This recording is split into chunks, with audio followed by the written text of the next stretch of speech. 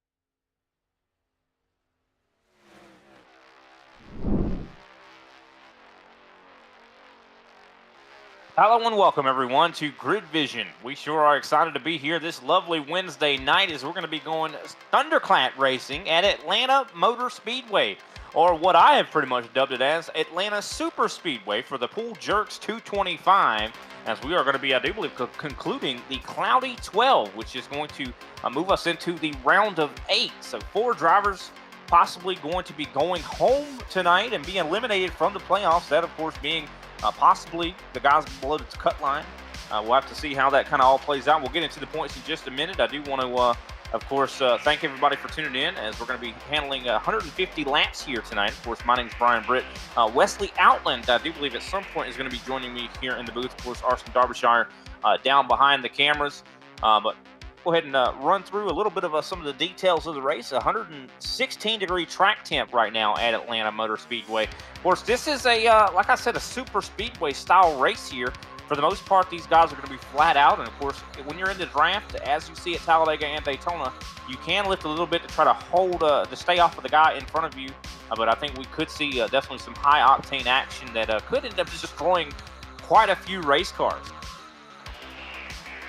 Of course, this series always has been sponsored by TLC Incorporated. And just to give them a quick shout out,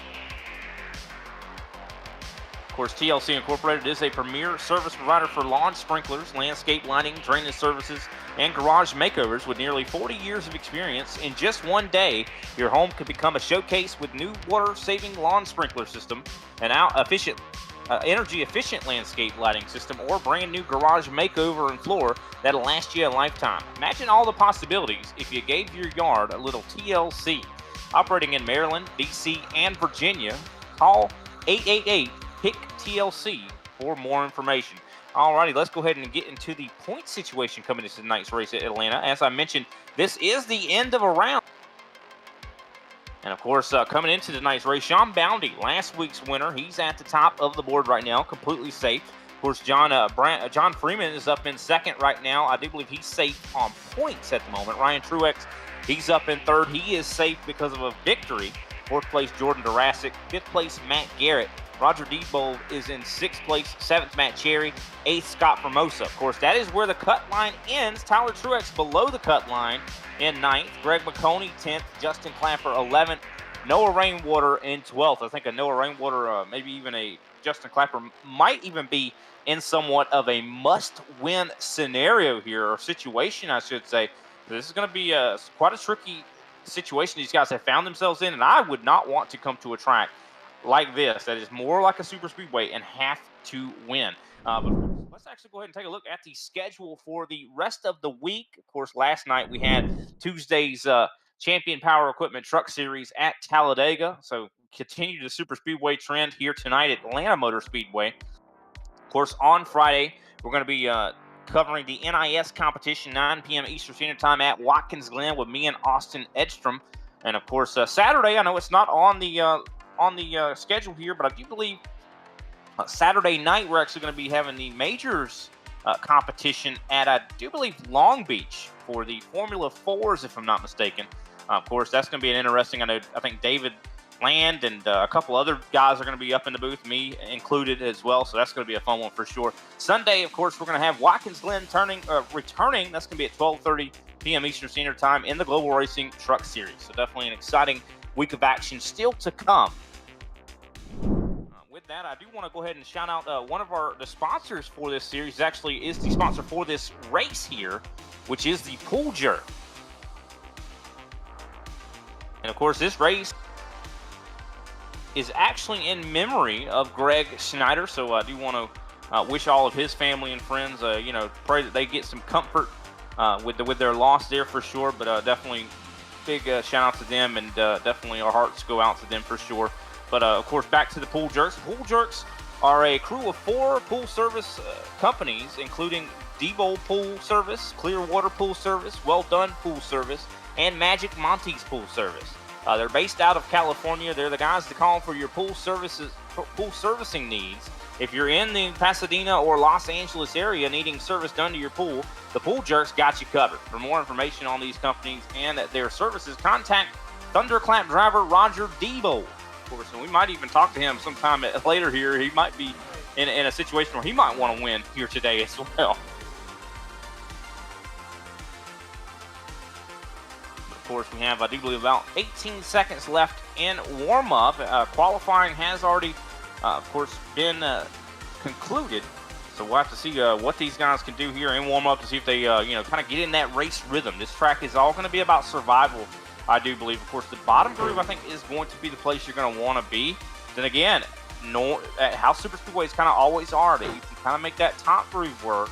And I also do want to mention this is a fixed setup, so a lot of these drivers do not really have the ability to change anything to give them somewhat of an advantage. It's all going to be based on the skill of the driver here, as warm-up has concluded. That is going to give us our starting grid. Sean Boundy, last week's winner, is going to be atop the pole here. Great job to him. Second place, Noah Rainwater, who is in a pretty much a must-need win scenario. He's 12th in the points right now. Third place, Justin Clapper, another driver that pretty much needs to win.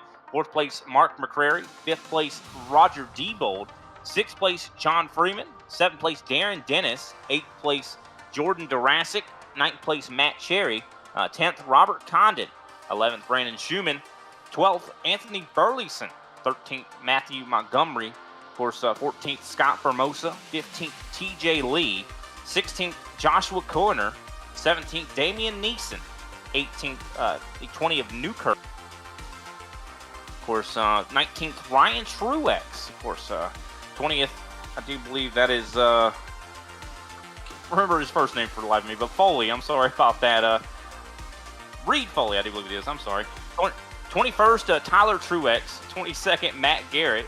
23rd, Tommy Allen Jr. 24th, Robert Walton. And 25th, Greg Vile. My brain just shut off there for a second. I've actually had conversations with Reed Foley before him. I just lost his first name for a second there. But that rounds out our 25-car field. And it looks like we are going to have a delayed green here. I don't know if that's going to be possibly to facilitate any type of penalties that were earned last week, possibly. Of course, last week we were at the tricky Darlington. That is a track that I am very, very familiar with, and very easy to get penalties at that racetrack. So we'll have to see who all is going to be the ones that are going to be maybe getting those dreaded EOL penalties. Of course, we have 150 laps here on the docket, and so definitely going to be interesting, to say the least, how these guys are going to make it 150 laps. Of course, the fuel window is actually quite low compared to what you see at mile and a half. But of course, this series is it usually features a 60% fuel tank. Of course, fuel window is about 32 to 34 laps, depending on whether you're in the draft or not. And of course, so that's going to be the big deal there about being whether you're in the draft or not. Of course, the amount of tires these guys have down in the pits, I do believe, is 4 sets of tires. Stage 1 will be concluding on lap 20.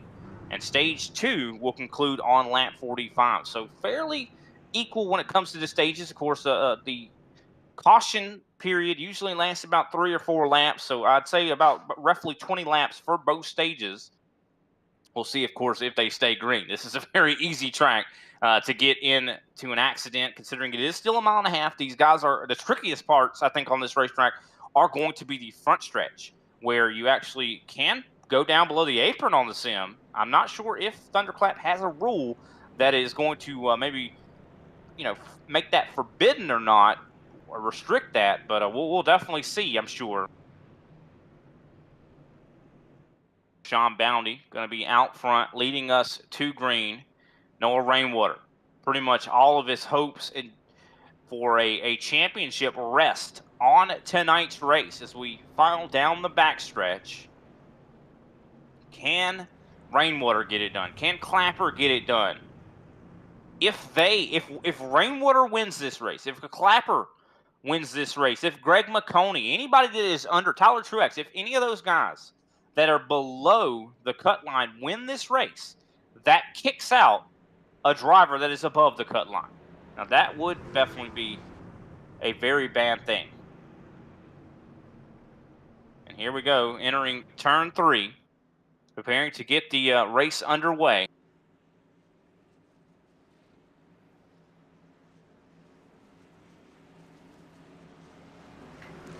This is the moment we've all been waiting for here, ladies and gentlemen, as we get ready to start the Pool Jerks 225 as we enter the Geico restart zone. And there it is. Green flag is out. The RL Productions green flag, I should say. Of course, is Sean Bounty up underway and up through the gears. Noah Rainwater, not a lot of help up top. I think he's going to start to fall back. Does Mark McCrary come up to aid him?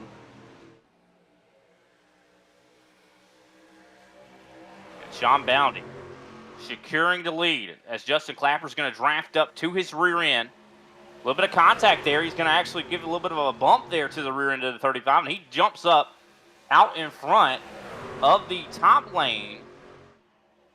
And I do believe that is I do believe that is a different driver, actually. Roger Debo, as well as in the picture here. He's actually on the bottom line in that 38. He's another driver that could do with a win. Doesn't necessarily need one, but definitely needs to have good points.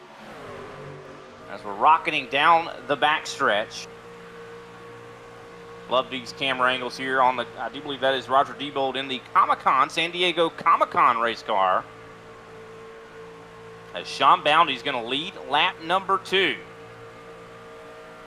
Very good pushes from Debold. He has been actually, I do believe I was mistaken there. The Comic-Con car is actually Bounty's race car. The car that is following right behind him is Debold. But man, look at how smooth Diebold is pushing Bounty. And Bounty's holding a really good line. That's very important at a track like this. You want to be as smooth as you possibly can. And you see on the top line, Justin Clapper being pushed by Noah Rainwater. Top line looking pretty good. You can see they're able to get the runs on the straightaways, which is usually something you see quite often at tracks such as this. But of course, they're going to lose a little bit of the momentum in the corners. But on these straightaways, you'll see that top line is going to really be able to move. But like I was saying before, the trickiest part of tracks like this, especially the super speedway version of it, is that front stretch. Having it be a quad or tri-oval, a lot of times it's very hard to predict where other drivers are going to go on that front stretch. Darren Dennis, I got to give him a lot of credit this season. He has been just utterly fantastic in that 81 late here in the season. Has been getting top 10 after top 10, has been showing significant pace. He right now holds that third place position in the Hype Dad truck. Of course, also drafting up as well is Robert Condon in that RL Productions machine. He's sitting in right on the edge of the top 5 at the moment. See Roger Diebold thinking of maybe jumping in front of Clapper. Not quite able to get there. Clapper trying to side draft a little bit. So difficult to hold a straight line up on the top line as we complete lap number 5. Sean Bounty so far has led every single lap of the competition thus far. And I think this is going to be a race that is all about picking your dance partner and sticking with them. And I think I have a good sneaking suspicion that Bounty and Diebold have linked up, that they are very good at dancing with one another. One thing about it, though, these trucks, very vulnerable to the engine letting go. As we see Condon dips down to the apron, he's going to fall all the way to the rear. Oh! Almost comes back up onto the track in front of Brandon Schumann. Schumann able to avoid contact. Very close. I think Condon did not like the look of how the race was going up there up front and tried to dip out. Unfortunately, it caused a little bit of a scary situation there. Also, we're seeing some side-by-side battling. I do believe Mark McCrary battling with, I do believe, John Freeman. That is for the 6th place position. But for the most part, the top 5 have single filed out. Oh, not for long. As soon as I said that, Justin Clapper and Rainwater decide to go to the top. Battling starting to heat up as we come to 12 laps to go here in stage number 1. And the racing has just been utterly insane out here. Very fast race laps. Not a lot of fall off. Speaking of which, I don't think there has been any fall off, considering Scott Formosa turned his fastest lap. I do believe that was one of the fastest laps of the race last time by. But Sean Bounty, the Pied Piper at the moment, in the clean air. And I do believe they're even coming up on some lap traffic.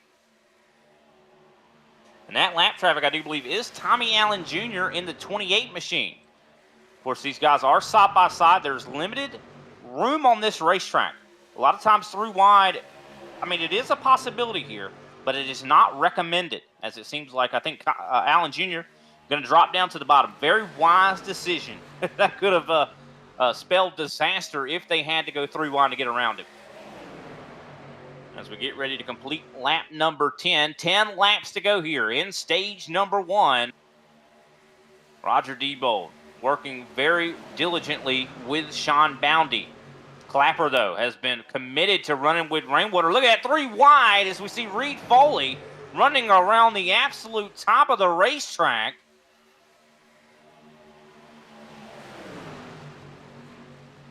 Reed Foley has always been a wild man. Every time I see him in a race, he's always just playing, he's definitely playing it fast and loose. Always willing to risk the entire hand in order to, he's always all in that 15 machine.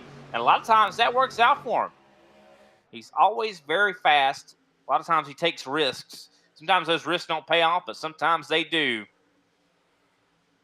But so far, so good for Sean Bounty. I think that this race seems to be very important to have track position, considering it seems to be very difficult to pass. So I know that that is going to make a big priority to these guys' pit stops.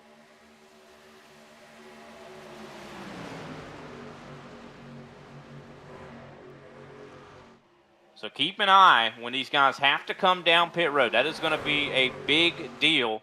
Also, because of how close these stage points are, or how important these stage points are going to be, considering how close these guys are in the playoffs. This is the final race of the Cloudy 12. We're going to be going into the round of 8 this next race next week. As Justin Clapper, you can tell he wants as many points as he can get. Oh, really close between Diebold and Clapper. Almost some contact there. They might have actually touched a little bit, but luckily it did not turn out as bad as it could have. Roger Diebold has been doing such a fantastic job pushing the 35. I'm surprised that he's able to do that. I'm surprised he has not had any heating issues in that truck. Also, Darren Dennis has been a fixture up in the top 5 here. Oh, look at that. Foley turns the 81. No caution as Darren Dennis gets turned by Reed Foley down into the grass. And Darren Dennis, did he get killed in that? I don't see any damage on him. I think he took a good run through the grass, though. So we're going to take a look back at this. You see the 15. See, Darren Dennis as well is getting very loose off of turn 4. Loses a little bit of momentum, moves up the track. Foley decides to go underneath him and sends the 81 for a ride. Luckily, Darren Dennis did not hit anything, and he will stay on the lead lap for the time being. Also, as a result, Reed Foley went all the way back to 17th position. The racing has closened up and tightened up quite a bit here up in the top 10. You see Justin Clapper really starting to make some headway up on that top side with the aid of Noah Rainwater. What a event. I know that Reed Foley's probably got to feel somewhat bad about that. I know Darren Dennis has got to be definitely a little upset. Hopefully they're able to keep going, considering these stages are going to bring with them cautions. And, of course, that will bring an opportunity to get back up and back into the competition. As, of course, we close in, I do believe now 3 laps remaining in stage number 1. And Sean Bounty has led every single lap since the green flag dropped. Of course, he earned the pole here, and it seems like earning that pole is very good for business here in the Thunderclap iRacing Series. Can he hold on to it, though? If he's able to win here tonight, that would make 2 wins in a row. As we come to 2 laps to go, you see some heavy racing in the mid-pack there on the edge of the top 5. Scott Formosa almost having some contact there, I do believe, with Rainwater.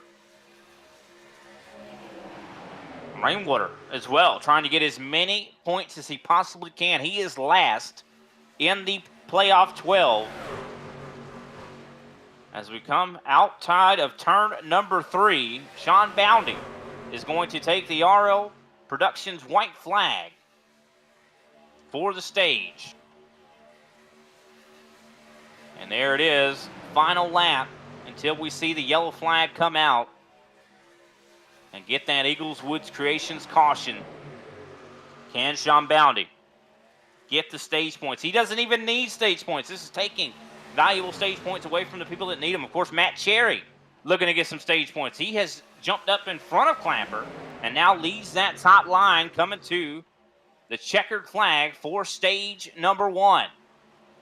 And there it is. Caution flag should be flying here any moment.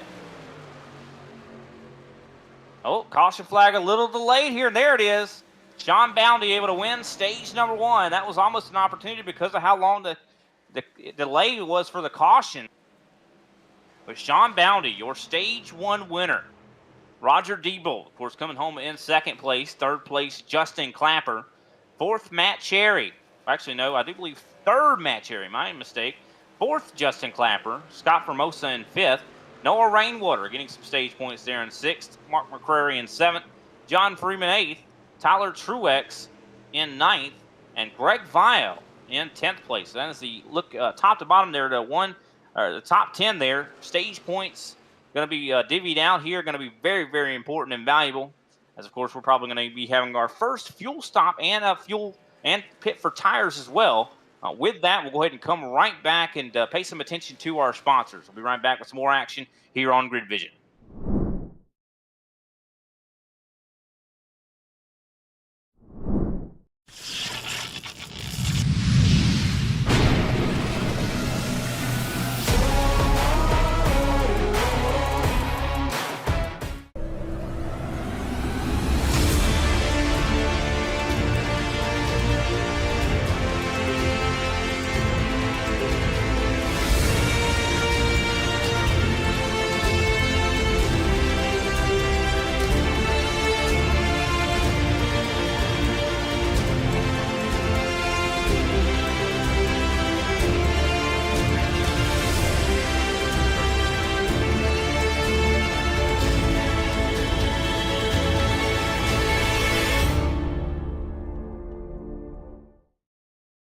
SRI Performance. With over 400 product lines representing the top manufacturers in motorsports, we are your one-stop shop for everything racing. 3 of our brick-and-mortar stores are located in North Carolina, and our newest facility in Brownsburg, Indiana. And 4 trackside mobile stores, you can find us spread out throughout the nation. With industry-leading knowledge, we are only a phone call away to visit our customer service experts. And don't forget, we have the world's largest inventory of used race parts.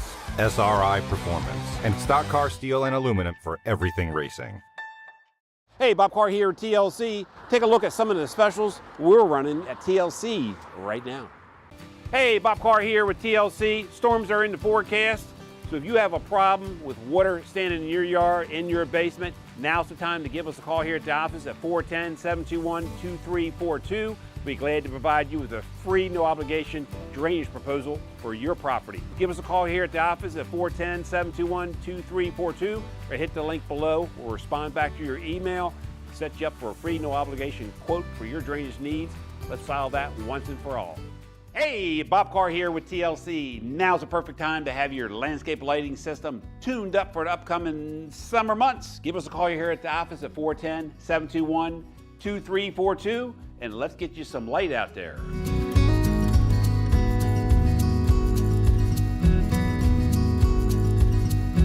Hey, Bob Carr here with TLC. Hope you guys are enjoying this race. Let's take it down to the booth and get updated on what's going on.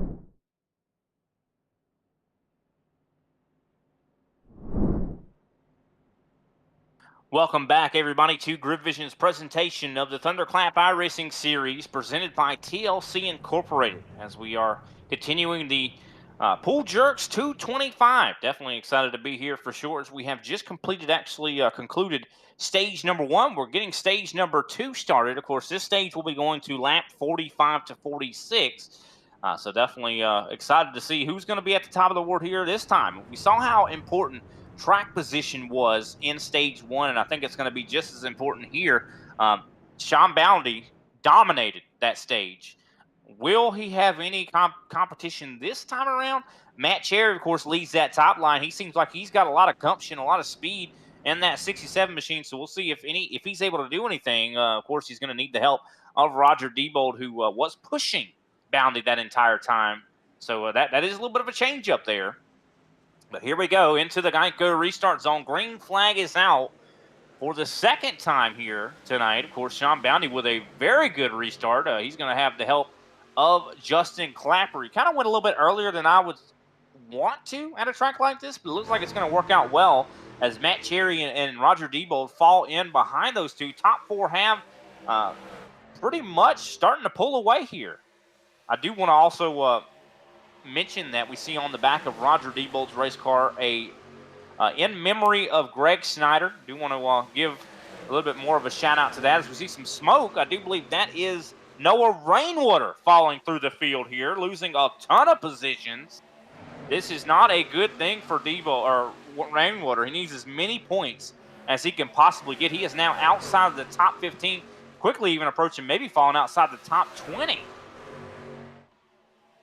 Also see Scott Formosa up front making some big moves there. He's up to that 5th place position, falls in behind Justin Clapper. As Freeman trying to make the top side work with the aid of Tyler Truex. Tyler Truex, another driver that is below the cut line. He needs to have a good race here in order to move on to the round of 8. Can he make something here happen here tonight course, he was very much struggling last week at Darlington. Did not seem to have the speed or the handling there at the track too tough to tame. But, of course, he definitely looks like he's got the race car working here this time around as he's working with John Freeman. You can see pretty much the top 4 have single filed out. Also on the top there is Greg Vile. He was able to finish 10th at the conclusion of stage 1. He is now up to A, so he is quickly moving through the field at 26. Of course, definitely very fast. As you see, I do believe Freeman has decided to jump down to the bottom. He's switching lanes. He's playing a little bit of some chess out here at 180 plus mile an hour. But Matt Cherry out front right now. Sean Bounty, of course, dominated stage number 1. No longer the case. Matt Cherry now has the track position, and he has the best pusher in the game, Roger Diebold, behind him. I do believe the strength of Bounty in the last stage was because of Diebold. And now Diebold has put his skills to use on the rear end of the 67. But watch out, though. I do believe the 69 of Tyler Truex is bound and determined. I love that paint scheme. The pull jerks, definitely a different paint scheme than what we usually see from Roger Diebold. Definitely a custom job, if you will. And, of course, we appreciate those pull jerks for coming on board here and sponsoring this race here. Hopefully we get to see more of those guys as the season progresses. But definitely you can see big runs starting to form up top here. As, of course, John Freeman has always shown significant speed, but it just seems so difficult to get a run up there going. I think he needs more help. He needs more organization behind him. He needs someone to be stuck to the bumper. It seems to be very easy to hold a line on the bottom, to be able to actually, kind of bump draft and stay in line. Because you have that reference line that's right there below you. But when you're up on the top, it seems to be a whole lot harder to predict what line that other driver's going to be running. And here comes Matt Cherry. He's going to block the top line. He jumps up, and now they get taken 3 wide. No one wants to go with Cherry. Cherry's in the middle all by his lonesome. Could we have an accident? We're very close. You see Tyler Truex. Big accident behind. Not even from the top here. Caution flag is out. The Eagleswood Creations caution. And that was actually further back. I do believe Reed Foley might have been involved in that. That was a huge crash. He was around that area where the crash broke off, but it was a huge hit.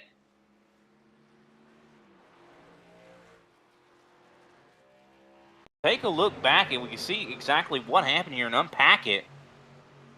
The racing was crazy and nuts at the front. I'm surprised we had a wreck here. It looks like it was right around Condon. You see Condon's got some damage on the rear end. Foley was involved, but I think this was a secondary incident. I think if we look at Condon, I think we'll get a little bit more of a view here of what actually happened. So we take another look at it here. This is such a huge crash. Condon gets in. Oh, look at that. No wonder he was missing his front end there when I looked at him. Unfortunately, I think he was trying to check up and just did not check up in time in order to avoid the driver that was in front of him. Huge incident there for him. And, of course, these drivers do not have the benefit of a fast repair. So Condon's going to have to try to come down pit road and get that fixed. And, of course, it is possible for him to get it fixed and get back out there, but will he be competitive again is the real question here. Of course, he is now a lap down. We did see a lot of drivers actually come down pit road to maybe take gas to see if maybe this could be a good call. Roger Diebold, though, at the moment in the lead. At the time of the caution, he was in the lead. Shocked that the wreck did not come from the front of the field, considering they were 3 wide with Matt Cherry in the middle in a sandwich, essentially.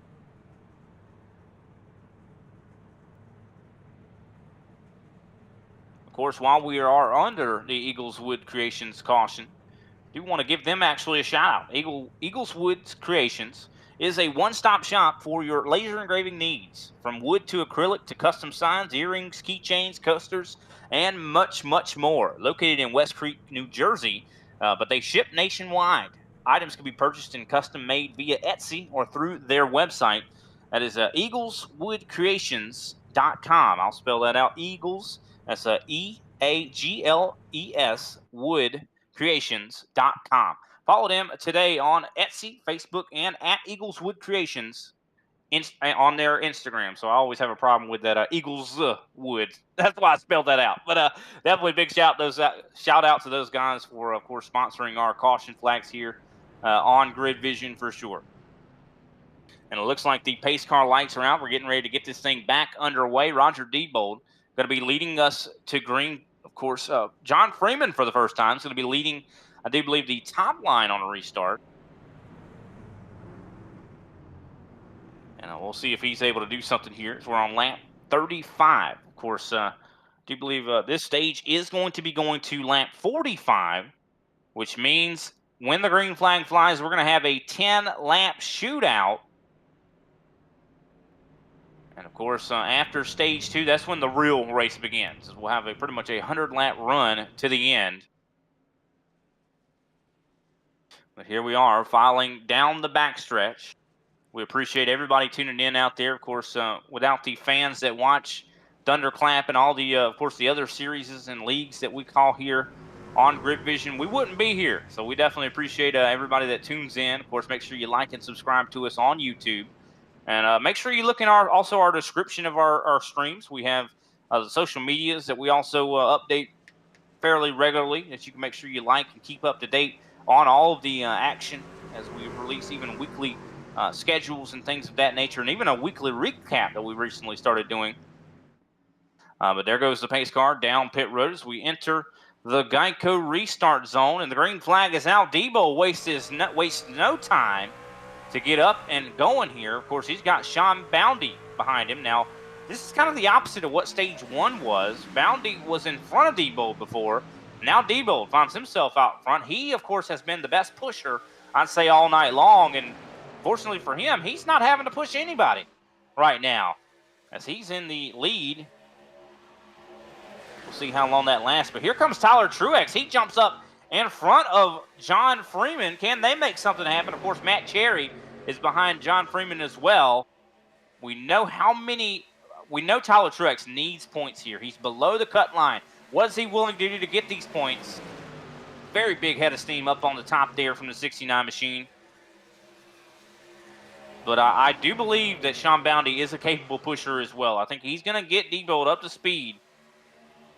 Can we see the top line really find success? We have not seen them really able to make anything happen. Of course, we watched the race last night in the Champion Power Equipment Truck Series at Talladega, and they were able to make the top line work quite a bit. Have not seen the same thing here at Atlanta Motor Speedway. Even though this is a super speedway style race, it does seem to be harder to get the top groove working. Also, we're seeing the first appearance really of Ryan Truex up in the top 10. He's now up to 7th right now. Can he come up here and help his cousin Tyler?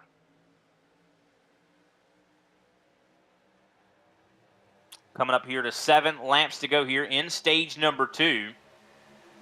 And the top line looking more healthy than it ever has. Big wiggle there for Sean Boundy.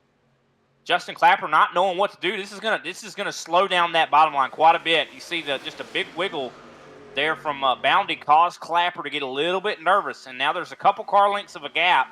And that is going to be filled by Matt Cherry, who jumps down and inhabits that 5th place position.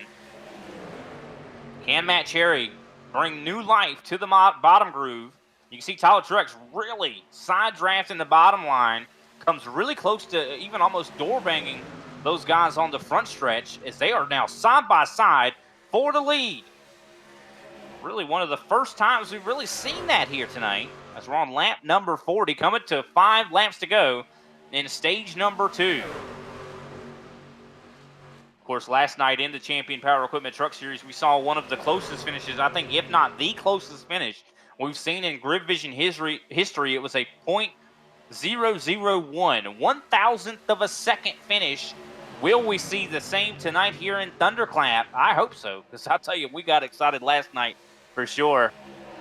As it looks like, I do believe Tyler Truex actually led that last lap, had the run on the front stretch. Can he maintain this? He's got to be able to lead lap 46.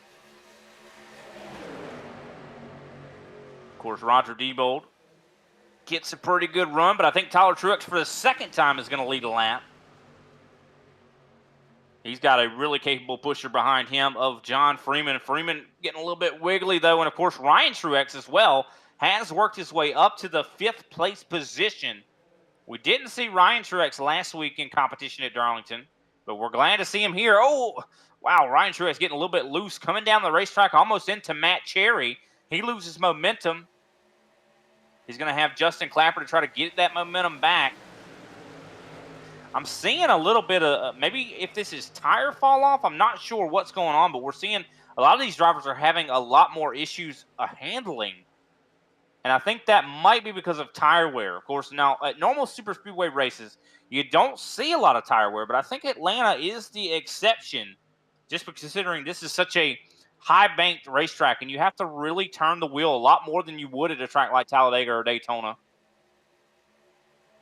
But here we go, 2 laps to go in stage 2. Look at John Freeman go. He is really pushing the crap out of the back of the 69. Wow. And you can see Diebold. Diebold is having some handling issues as well. I'm seeing a lot of these guys that are on the bottom line are starting to get really tight.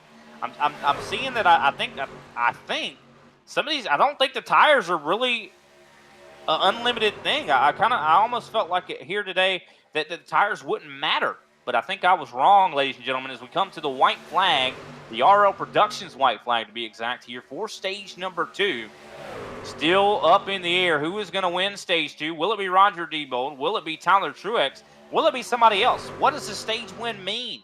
Is anybody willing to hang out their teammate or maybe their friend in order to win this stage?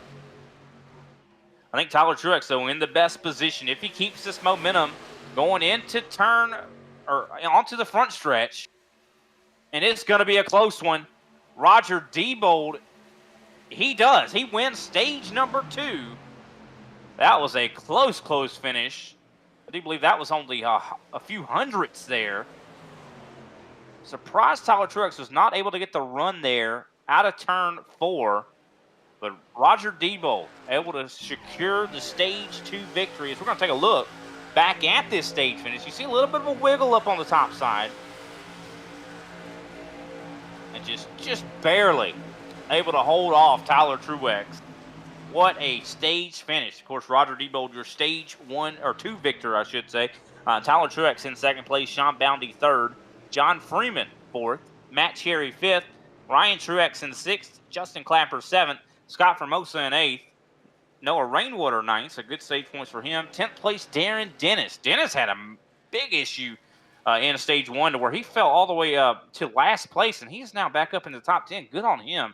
But with that, we're going to go ahead and take another step away. We'll be right back with the conclusion, or should I say the rest of the race, stage number 3, 100-lap run, going to be starting when we return.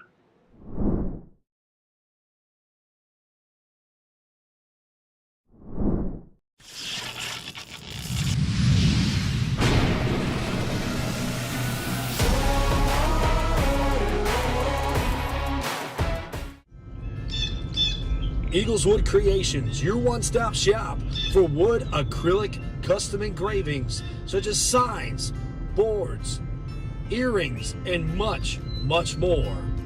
You can follow them today on Facebook, Instagram, or you can check out their website, eagleswoodcreations.com.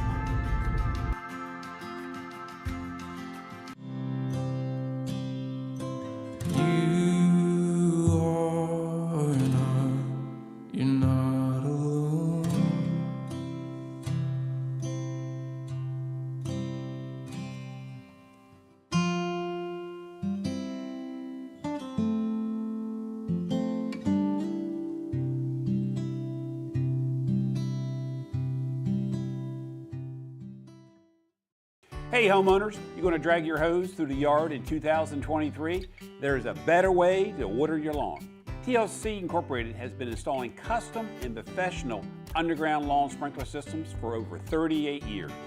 Our team would be happy to come out to your property at your convenience and provide you with a free, no obligation quote for a new custom underground lawn sprinkler system for your home. No more dragging the hose, no more dry and dusty patches in your yard. Our smart lawn sprinkler systems will efficiently provide water to your lawn all season long with a healthy green grass from your front yard to your back. Click the blue Learn More button below, and the team at TLC can start building the perfect lawn sprinkler system for your home right away.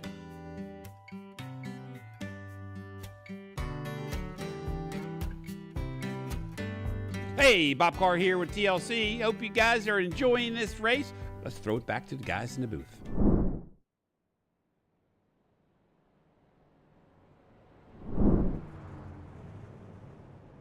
Welcome back, ladies and gentlemen, to Grid Vision's production here, or presentation of the Thunderclamp iRacing series, of course, presented by TLC Incorporated, as we continue the Pool Jerks 225 at Atlanta Motor Speedway.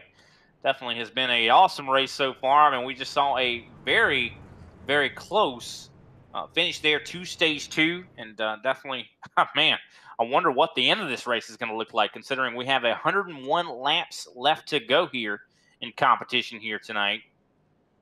Of course, Sean Boundy up in the lead. I do believe we saw some pit strategy. Some drivers took 2 tires, some took fuel only, and I think Sean Boundy was one of the guys that took fuel only. I was talking at the end of stage 2, it seemed like tires actually made somewhat of a difference. It seemed like we were seeing fall off. It seemed like we were seeing issues with handling.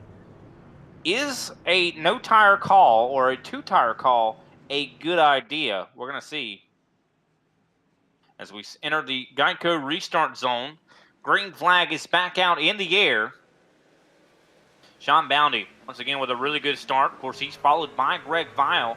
I think the top line is a little bit more organized here, as you can see that Dennis and Diebold working well together.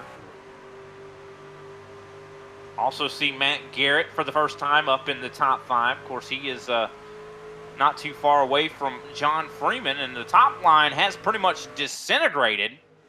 Oh, no, maybe not. Greg Vile jumps up in front of Darren Dennis, revives it. But Roger Diebold now following, of course, Sean Boundy once again. So a lot of interesting decisions there when it comes to taking tires versus not taking tires. It's a complete lap 50. And now we have 100, exactly 100 laps to go here in competition in the Pool Jerks 225. Very close racing there for that 5th place position. I saw Dennis almost get into John Freeman there, almost some door banging. You see Greg Vile also side drafting. A lot of drivers are trying to side draft here at this racetrack, and I just do not know if I trust the driver below me to not move up and maybe possibly hit me. But Sean Boundy, so far tonight, has led almost, or pretty much the most laps of the competition thus far.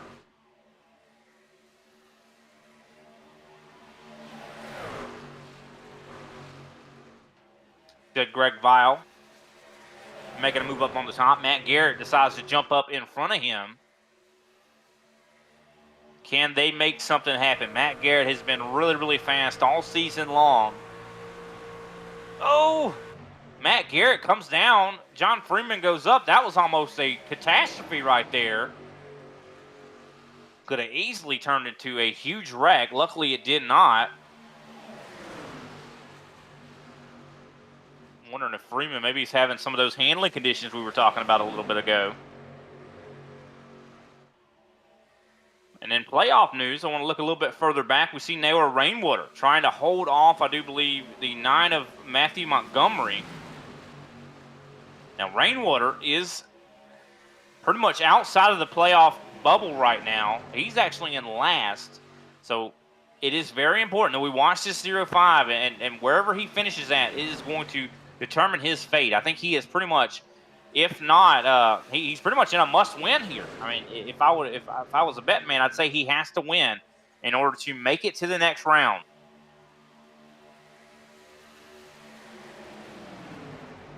Now, I do believe we're actually going to have a special guest joining us in a minute, so that'll be good to have. But Sean Boundy right now leading this train, this snake of a field at the moment. Of course, with his friend and very good pusher and partner Roger Diebold right behind him. These guys have been working fantastically together. Matt Garrett trying to be working by himself up on the top side, not quite able to get it done. But for the most part, everything has calmed down. For the most part, everybody has pretty much single filed out. You see Garrett testing the waters a little bit, moving up a little bit there.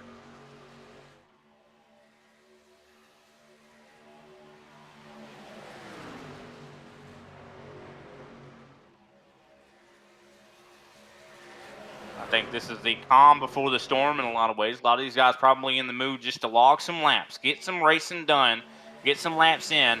The closer and closer, though, we get to the checkered flag, I think the more and more it's going to ratchet up the intensity, I mean.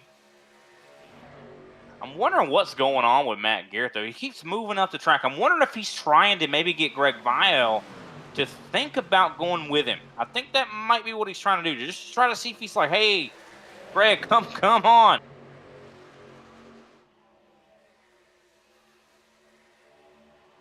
One thing that I did just think about, though, that kind of is throwing me for a loop, I'm surprised Greg McConey is not here tonight, considering he is one of the drivers that is, I do believe, below the cut line.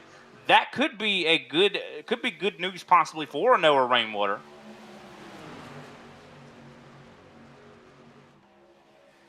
So hopefully everything's going okay with, of course, McConey. I am getting word that he is actually on a business trip, so we wish him safe journeys and travels. He should have came home and raced this race. iRacing's more important than business. But Sean Boundy leads the field right now, lap 59, coming to lap 60. And so far, it's been very, very calm. We have not had a caution based on an incident yet. I say yet.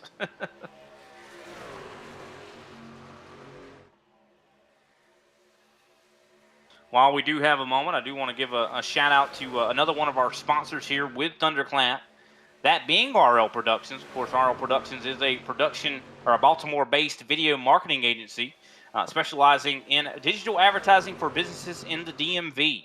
RL Productions offers custom brand strategies tailored to your organization's unique goals with in-house level attention to detail. RL Productions also offers complete event solutions for your conference and convention needs, with both on-ground and live stream production capabilities. Visit rlproductioncrew.com to turn your company's goals into real-life productions.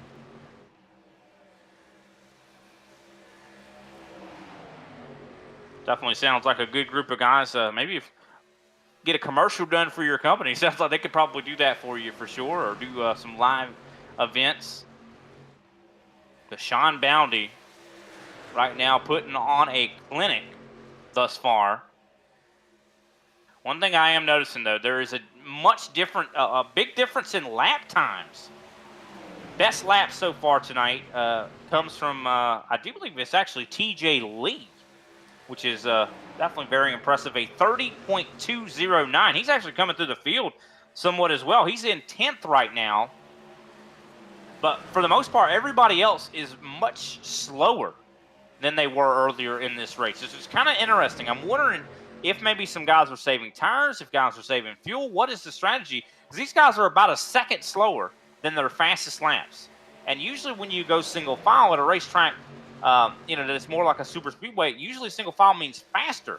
That does not seem to be the case here tonight. I'm wondering what is going on, as we do see TJ Lee is driving up through the field. So this does seem like a lot of these guys are voluntarily slowing down, and TJ Lee is speeding up. I think this guy has something to do possibly with fuel, because TJ Lee was in 10th, and in a lap he's up to 5th. So there's something going on, and I'm not quite sure what it is. I think it's got to be some of these guys saving gas. Maybe they want to meet a certain lap. Of course, keep in mind, ladies and gentlemen, the fuel window is 32 to 34 laps. So this is interesting. I mean, TJ Lee is showing significantly more pace than the rest of the drivers. Maybe we can get Robert Condon to weigh in on it. Of course, he's joined us in the booth. How you doing, Robert? I'm doing quite well, sir. Thank you for having me. Yeah, just wanted to jump into the booth and come back to do what I used to do here in iRacing a lot since I wadded up the RL Productions car, and thank you for the plug there a couple minutes ago. Oh, no problem at all. Now, what is your take on this? We see the 46 of TJ Lee. He was back outside of the top 10, has driven his way up to, I do believe now, the top 3. He's much faster than everybody else. Why do you think that is? Is it because everybody else is saving fuel? I think there's a lot of saving happening right now. I can tell you, when we were out there on older tires earlier, it did not feel good. That's essentially why I died. Just got incredibly loose, didn't want to clean out the 56, so kind of kamikazed myself into the wall. It doesn't feel great. So I think you've got a lot of guys right now that are trying to just save their stuff, get their blood pressure back down, because all the stage racing's done. So right now they're looking at this like it's a whole new race. But then you've got a mixture of guys like TJ Lee. He missed a lot of races earlier in the season. He's here now consistently. He's like, no. I'd actually like to go lead some laps if you guys are going to just waddle around. Yeah, I think a lot of ways he's kind of pushing everybody else to go faster at the moment. That's interesting that you say that tires actually seem to matter.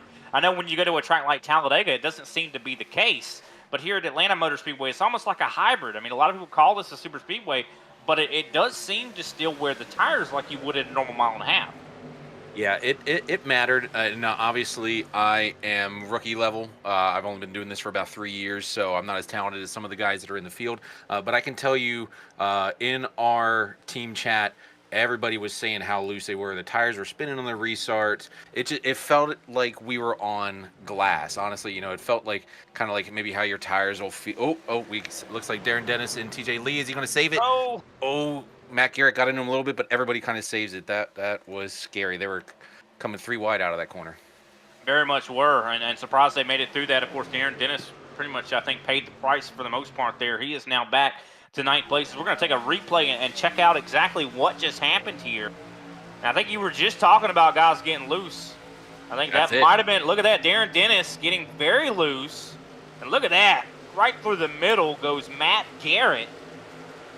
I think Garrett might have had a little bit of a door bang there with the 46 of TJ Lee, but no worse for wear as they keep racing. You can see Scott Formosa trying to he's being very aggressive right now, trying to maybe make his way around Greg Vile. Not quite able to get it done, though. Vile jumps up to the top, and Formosa definitely happy to go with it.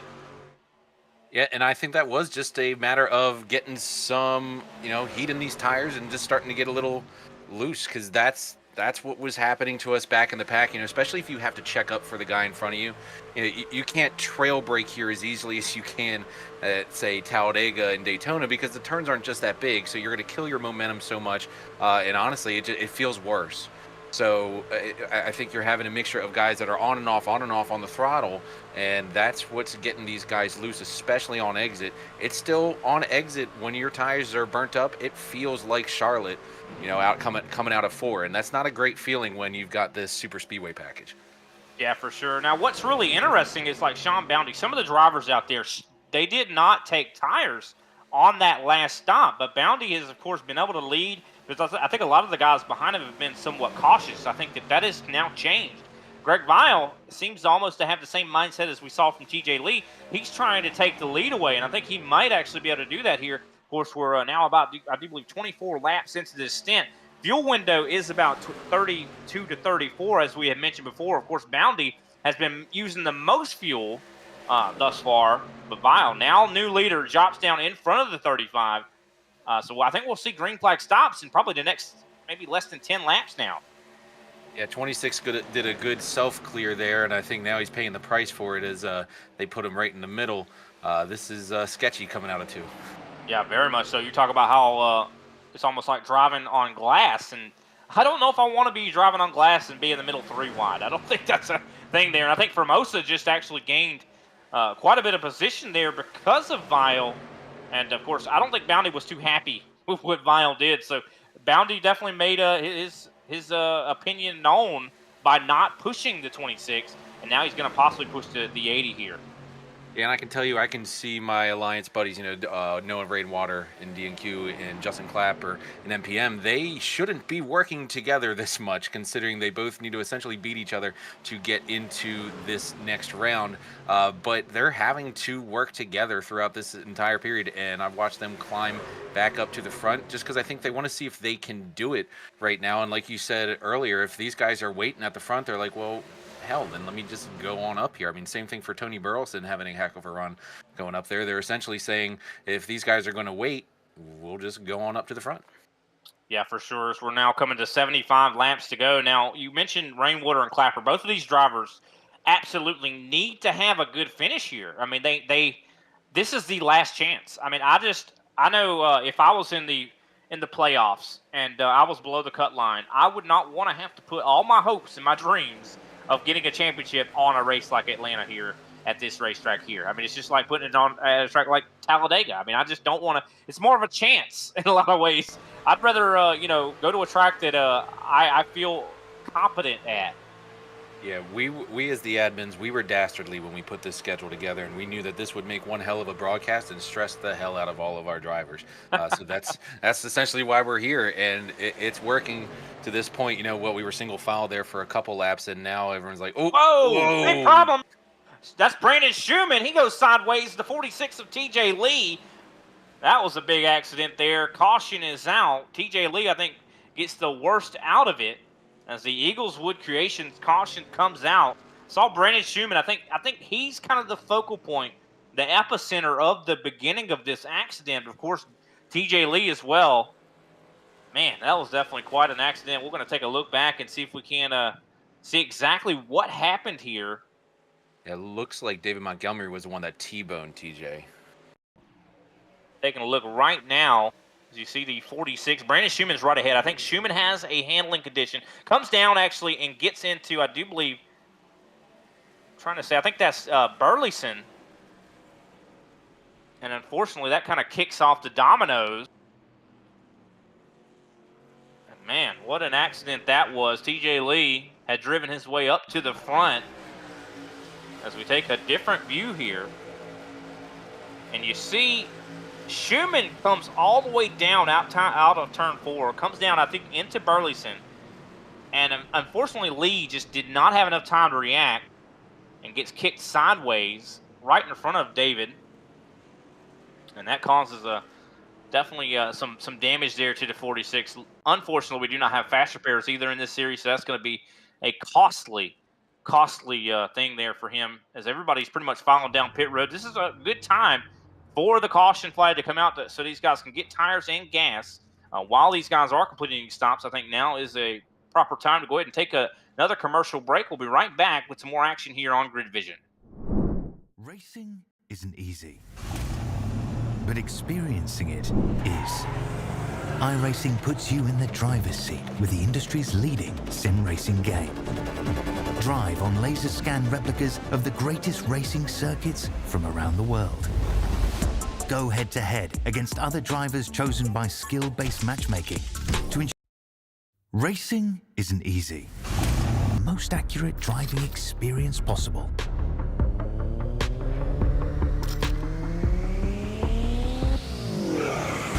Join a race or host your own with players from across the globe. Race against the computer or in a league with friends. Feel the thrill behind the wheel. Visit iRacing.com.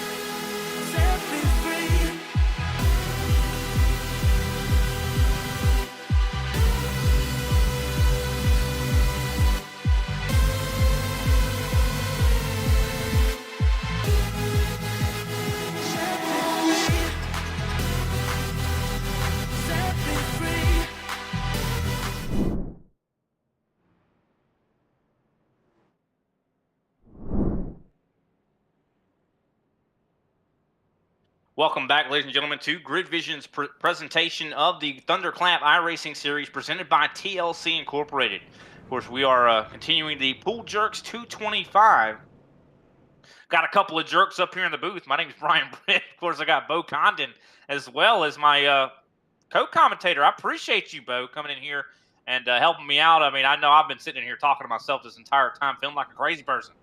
Well, that's once I saw that we didn't have color, I decided, well, I'll get myself out of the garage area and come up into the booth. You know, RL Productions, we do all the video content for the league. So I said, you know what? Why don't I come out of the editing lab and just climb back into the booth? This is, honestly, I'm way better in here in the booth than I am in the truck anyway. So why not? Well, we're definitely glad to have you for sure. And an interesting decision here. We actually talked about it under the pit stops there. They took two tires, the top two there. Justin Clapper has decided to start up on the top. Have not really seen the choose here tonight so far, as the green flag is back out in the air. And Justin Clapper with a pretty good start. Of course, he has the aid of Sean Boundy right there behind him. Interesting decision there, choosing the top. Would you recommend that, or what do you think the mindset was there for Justin? So I would recommend that, knowing that we had a Alliance guy there in Noah, but you know, I didn't check into our team and see if that's what we were doing, because you know, in a lot of these super speedways, the leader will take the top because the second place guy is just going to let him down. That may have been the case here with Noah and them, but it looks like Sean Boundy kind of got the cue on that if it was, and kind of cut them off there. So Noah's going to have to do some groundwork to get connected with the 63 again. Yeah, and here we go. Sean Boundy making a move up top here. A little bit of a wiggle. He's definitely got some wiggles there in that 35. He is on newer tires. You talked about tires being a big deal. Two tires at a track like this, I think, could be a good idea later in the race. I'm not sure if it's a good idea now, but of course, the great equalizer is the draft, and Sean Boundy did not have it. Yeah, and that's the thing. Two tires right now with this much racing left, I give, you know, they got to go big or go home anyway, so go for it. I got to say, I would not want to find out what two tires will do in the event this becomes a long run, because I know what 4 old tires will do. I don't know what splitting them would feel like. I can imagine it ain't going to be a lot of fun if this goes to a long green flag run. Yeah, a lot of times when you take two tires, the other set, the old set, of course, the temperature is different, and a lot of times it's not the wear that really causes you the issue. It's the temperature, one side being colder than the other, and that can cause a lot of problems. But fortunately, it looks like Clapper probably has gotten them both up to around the same temperature now. He seems like his handling is fine. I mean, I know before iRacing, it used to be that anytime you take two tires was just a no-no. You never would want to do it. Only tracks you could do it at was Talladega, Daytona, maybe Michigan, maybe. But it seems like they've made it a lot more of a viable option, and it seems like you know, Atlanta is is a super speedway now essentially. So maybe it is a viable option here, and it seems like Clapper. I mean, he doesn't seem to be having too much difficulty right now. They're making it work, and I tell you, you know, there's a lot of times that we'll throw some crazy strategy just to try and get our MPM and D&Q guys up front. So we're no strangers to two-tire calls. We'll make those things just to shuffle things up, and you know, they don't always work for us, and sometimes I'll even be the guinea pig if I need to, and I'll say, hey, look, I'm on the front row. See you later, guys. I'm going back to 24th because that didn't work. But you know, it's working for him now because, like you said, this is that hybrid track. It's kind of acting like a super speedway, and clean air is king here because we've seen Sean Boundy up front all day using it, and now Clapper is taking that clean air away from him. Yeah, and of course, Sean Boundy using a little bit. He's actually in clean air somewhat. Clean air right now, running that top groove. But he's actually burning more gas than about anybody right now because he doesn't have anybody really helping him on the high side. And I think tires are going to be important, I think, at the end of this race. But I think gas is going to be more important because of the way that caution came out. It came out at about, I do believe, 75. And, you know, that kind of, the fuel window is 32 to 34 from what I'm hearing. There might be a little wiggle room there. But that's kind of an awkward time for a caution to come out. We still had, or when the green flag came back out, we had 70 to go. So I think that one stop from there, when the green flag came back out, is not going to be enough. I think that these guys are going to probably have to save some. Ooh. Rainwater getting incredibly tight up on the 35 there. That was close. That might be a little bit of that two-tire stuff starting to take hold if those temps are already starting to skyrocket. Could very well be the case. Definitely could very well be the case indeed, but luckily it did not, nothing bad did happen One thing about tracks, super speedway style races, the bottom line is a lot of times the safer line, considering those guys that are up top a lot of times don't have a way to escape calamity. Now, I'm looking at guys like Darren Dennis right now. He has kind of been somewhat unlucky tonight, even though he's running really well right now. He's ran really good here in the late season. I'm telling you, I think if he had ran better earlier in this season, he would be one of the playoff drivers right now, and he's heating up at just the right time. But he was unlucky earlier in the race. He got turned, went all the way back to last, finds himself back up in 5th now. But if something happens on that bottom line, he's going to be in the target zone essentially. Well, that's the thing, right? So if you're on the bottom line, chances are you probably can't go anywhere. So you're stuck in the position you're going to be in for that time. But if you're on the top line, sure, you can go up to the front, you can go to the back, you can pass a bunch of trucks, do your thing. But like you said, someone touches that apron, someone gets turned, you're in it.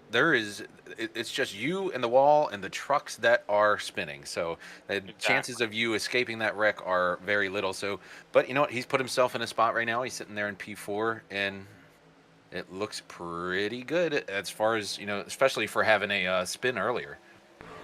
Yeah, for sure. And we're seeing a lot of the top 10 right now are racing each other, I'd say, fairly hard. Everybody behind that, though, we're starting to see like gaps and stuff like that form to where I think a lot of drivers are trying to take it a little bit easier. They know they have to make it to the end of this race. And maybe some guys that are further back are starting to save fuel. Another driver we haven't talked about, though, is the 24 of Damian Neeson. One of the best runs I think we've seen so far from that 24 driver. He's up in the top 8 right now, sitting, I do believe, he was in 7th, but Matt Cherry's starting to make his presence known, actually. I gotta tell you, I love seeing Damien up there in the top 10. He is our road course reefer in the league. That's his nickname among our team, and I just love seeing it. He's had some bad luck this season, and he tends to like to try and get out of guys' way, and a lot of time it hurts him. So seeing him up here is making me giddy. Of course, now you see Roger and Matt Cherry, they're linked together. You'll see those two linked together, I think, a lot this race. And honestly, I think now they're kind of showing you what they plan to do later. I wouldn't be surprised if somehow the 35, the 38, and the 67 find a way to shuffle this 81 out and link up. Yeah, definitely would not surprise me. But I think a lot of these guys are, working together very well. Of course, as we get closer and closer to possibly having green flag stops, that is going to be when I think a lot of these guys are going to start to single file out and maybe be a little bit of, drive on the air, somewhat of a side of caution here. I hope we get to see green flag stops. I think this is it's going to be tricky. It's going to take a lot of communication as well. And I think that's just racetracks like this. They take a lot of communication. And do the guys usually communicate over the radios successfully, you think, or? Well, it's funny you use that word successfully. I wouldn't say that we're always the most successful communicating with each other during the race, but we have been told, to use the apron in 3 for entry if there are green flag stops. So race control is going to be looking out for that. I'm interested to see if it happens because I think some guys are going to get really excited out there in the pack. Big problems. The 81 of Darren Dennis around in turn 2. And that was a big wreck. I talk about bad luck for Darren Dennis, also bad luck for Roger Diebold. And just as we were wow, that was a successful wreck, I'll tell you that. Yeah. As we take another look back here, I think Roger Diebold tried to go through the middle 3 wide here. Oh, maybe a little bit of some air in between the 0-5, and that's just a heartbreaker there for Noah Rainwater.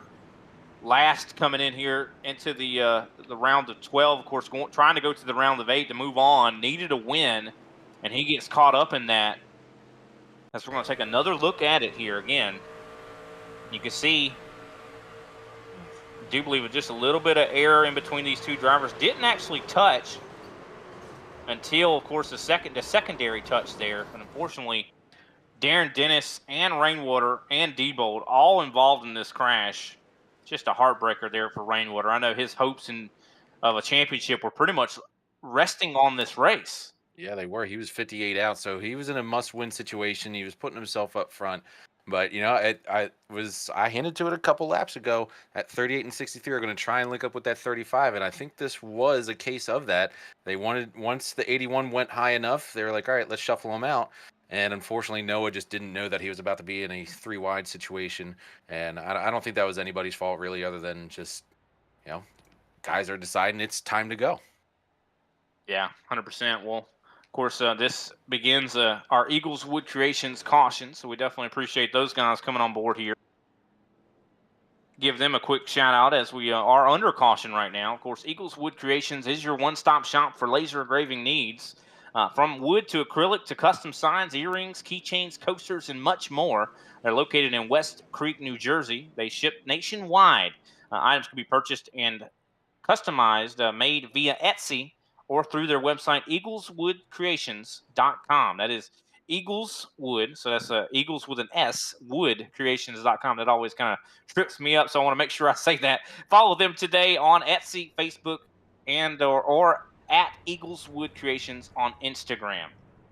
Yeah, Janine and Dennis are great people. I just got to shout them out real quick. Janine and Dennis are wonderful people. They're always out at their local racetrack or at New Egypt Speedway, or they're out at a show selling some of that Eagles Wood Creation merchandise.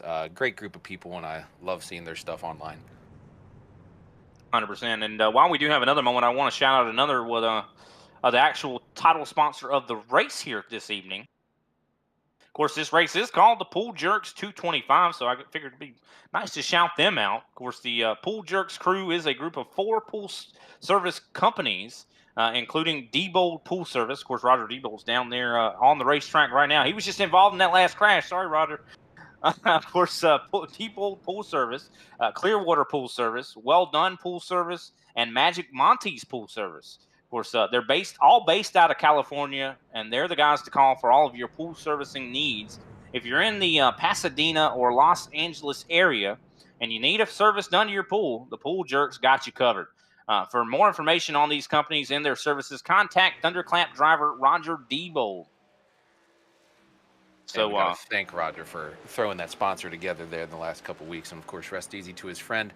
But that's the wonderful thing about this league. We've been able to pull sponsors together and pull friends together. Essentially, some of them aren't even just sponsored; they're just good group of people from essentially across the nation. We're primarily here in the East Coast, but we're already starting to get guys from the West Coast that are starting to become friends of the Thunderclap League, and I love having this new sponsor on board for this week.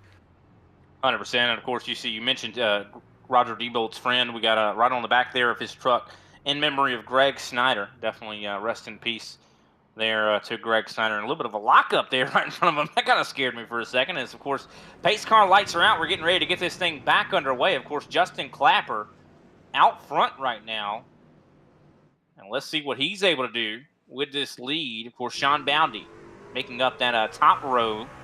And there it is, green flag back out in the air with, I do believe, 52 laps to go. Wrecking again here. And unfortunately, the 05 once again involved. That is the 05 of Noah Rainwater, and I do believe Matthew Montgomery, as well as the 24 of Damian Neeson. So that is another crash here that brings the caution flag back out in the air. That's that accordion effect on the restarts where guys are going into first gear, some are staying in second, and goodness. As we take a look about what happened here, you see just a long line that is the bottom line. And Darren Dennis gets into the rear end of Damian Neeson. That's what kind of caused all of this to unfold. And I think that's just a lot of times it's just impatience to where you see those guys ahead of you going, and maybe one driver in the line doesn't go, and it's just like you said, an accordion effect. I mean, it happens all the time in iRacing. It's just so difficult to be able to predict what someone else is going to do. Let's take another look at this here. And you see a lot of these drivers as well are kind of holding back. I think they're trying to maybe get a run, and that a lot of times can cause issues as well. But you see the driver that was right in front of the 24 actually kind of got off the gas. I'm thinking that's the 28 of Tommy Allen Jr. was right in front of Neeson. And actually, I do believe checked up, and that is unfortunately what caused Dennis to get into the rear of Neeson, because Dennis did not see the checkup from Neeson. But this is definitely going to change things. Go ahead. And what's funny is that you can actually see it starts all the way back, or all the way up front near Scott Formosa, and goes through the entire field all the way back. And that's the thing. And Justin White right now in race control is telling everybody that he was giving us leeway because it's super speedway, trying to keep guys from running into each other. And what happens is us drivers trying to be competitive try to take that advantage, just like you said. And so that's kind of what happens. Yeah, a lot of times guys will like leave a little bit of a gap ahead of their competitor, or in between them and their competitor ahead of them, so they can get a little bit of a jump to kind of get more momentum on the start. And I think that kind of is, it just seemed to have played a little bit of a, played into that accident a little bit there. Should have the pace car lights going out this time by, though. Should be a very short caution there. I don't think a lot of drivers really went down pit road. We did see a couple, as I see Damian Neeson, Noah Rainwater, Roger Diebold. I think they're all trying to probably get some repairs. Of course, no one can make it to the end on fuel yet. We still do require one pit stop, as we have now less than 50 laps remaining here in the race. And we got ourselves a little 50-lap online session right here. This is going to be interesting. I'm sure all the drivers right now are thinking this is a brand new race. So I think these last 50 laps or these next 50 laps are going to be wild. Oh, I definitely think so for sure. Usually, I mean, you guys in Thunderclap are wild anyway. I mean, if you take a look at the highlights that you guys put, I mean, every week we show up, we don't know what we're going to expect. we don't take shame necessarily in being the WWE of iRacing. Well, we definitely we're not going to shame you either, because they're definitely fun to watch. We enjoy watching these races, and we'll have to see what happens here. Will we see some more pile drivers? I think we will. I think we have not seen the last of that caution flag. I hope that cautions don't breed cautions, though. I know that's a lot of times what ends up happening here at especially racetracks like this, to where a lot of guys are probably going to start to get frustrated with one another, and you start to see those tempers flare. Yeah, hopefully there won't be any suplex cities or pile drivers or spears or any 619s or anything. Definitely no 360s. But the thing is, with the amount of cars that we had, or trucks that we had in this field today, I'm glad that we still have this many running with 50 to go. Because in practice yesterday, I got to tell you, we were worried. We can go 10-lap runs sometimes without wadding everybody up. So I'm glad to see this many trucks still in it this late and not having a major big one yet. Yeah, that's for sure. We haven't had really the big one. That's a good point. As we see the pace car dipping down pit road. And then Justin Clemmer. Oh, look, already some more issues. TJ Lee having to get out of the line. I think he might have got a little bit of a bump to the rear end. But the yellow flag is back out again. As I do believe we had some more issues further back in the pack. Well, these are the easiest laps that Clapper's ever had to lead. 100%. He's definitely getting some laps led here. If I knew that we were going to do some yellow laps like this, I might not have sent it into the fence earlier, The caution flag, of course, I saw TJ Lee get kicked out of line, I think, by the 66 of Robert Walton there. And that is, I think, the cause of the caution. Another according effect was not near as dramatic as that last one. But, of course, the yellow flag did come back out. So we'll go ahead and take a brief step away, play some more attention to our sponsors. And we definitely appreciate everybody tuning in. We'll be right back with the remaining laps here of the race on Grid Vision. We'll be right back.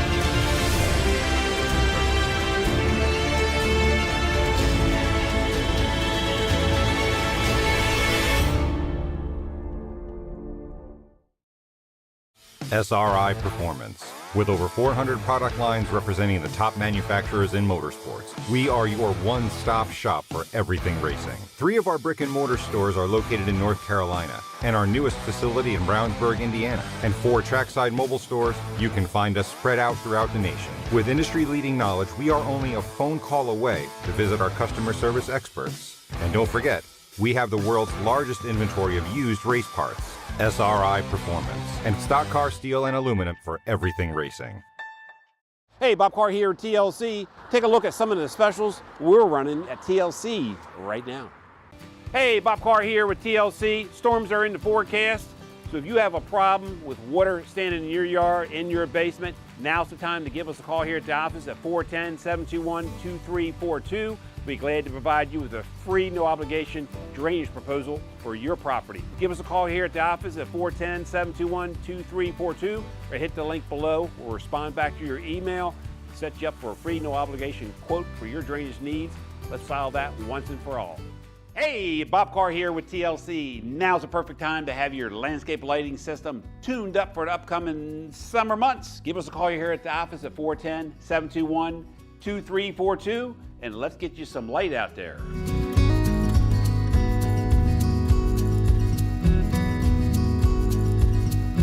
Hey, Bob Carr here with TLC. Hope you guys are enjoying this race. Let's take it down to the booth and get updated on what's going on.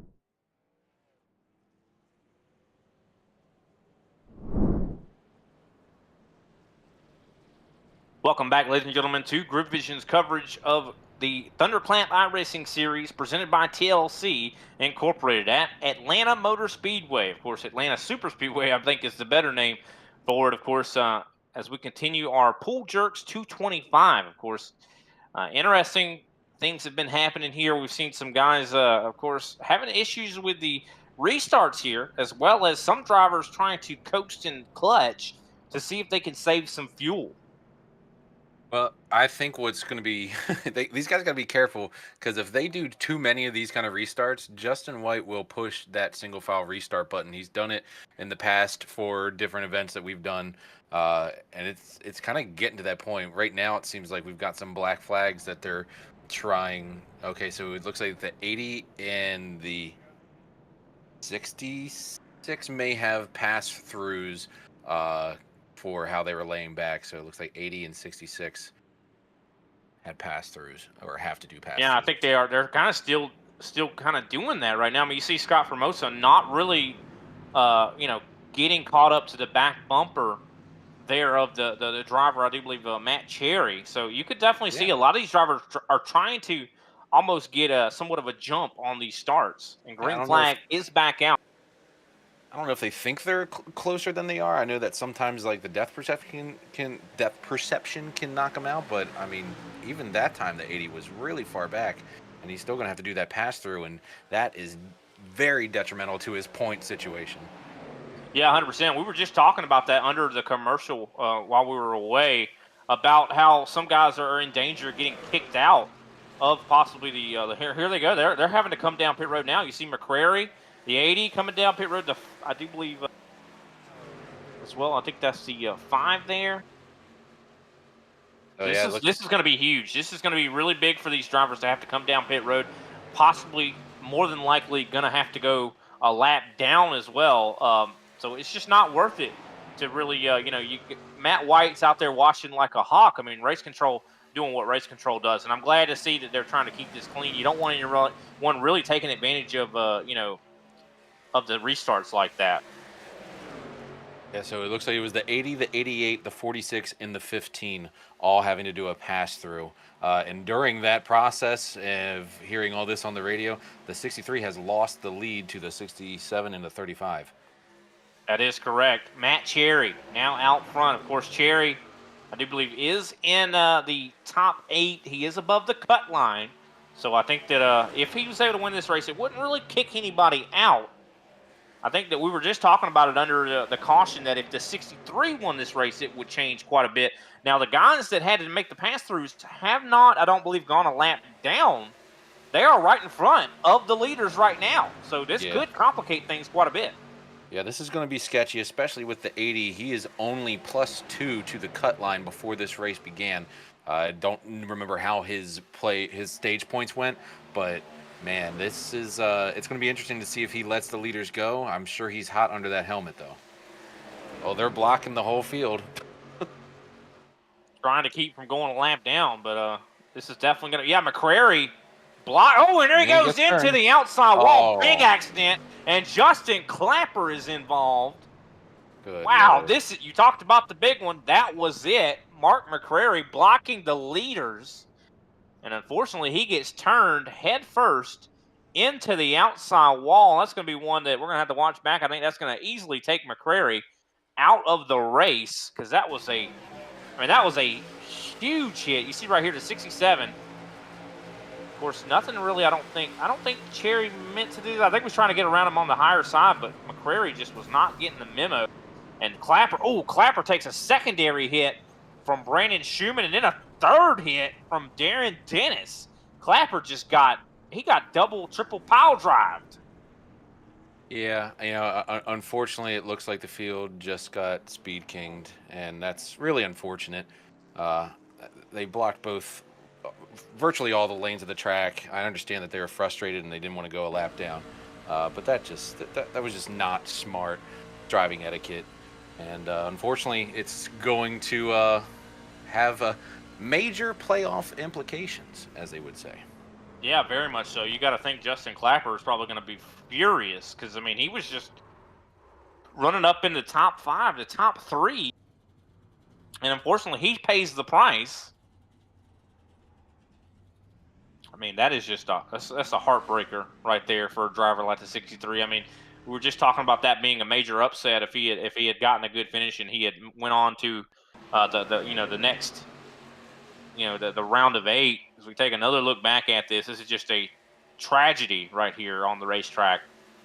Boom! Look at that. That was just such a hard hit for the 88. I just don't understand, because I mean, it's like he was risking so much by blocking that. I mean, the risks were not worth the reward. Not in the slightest there.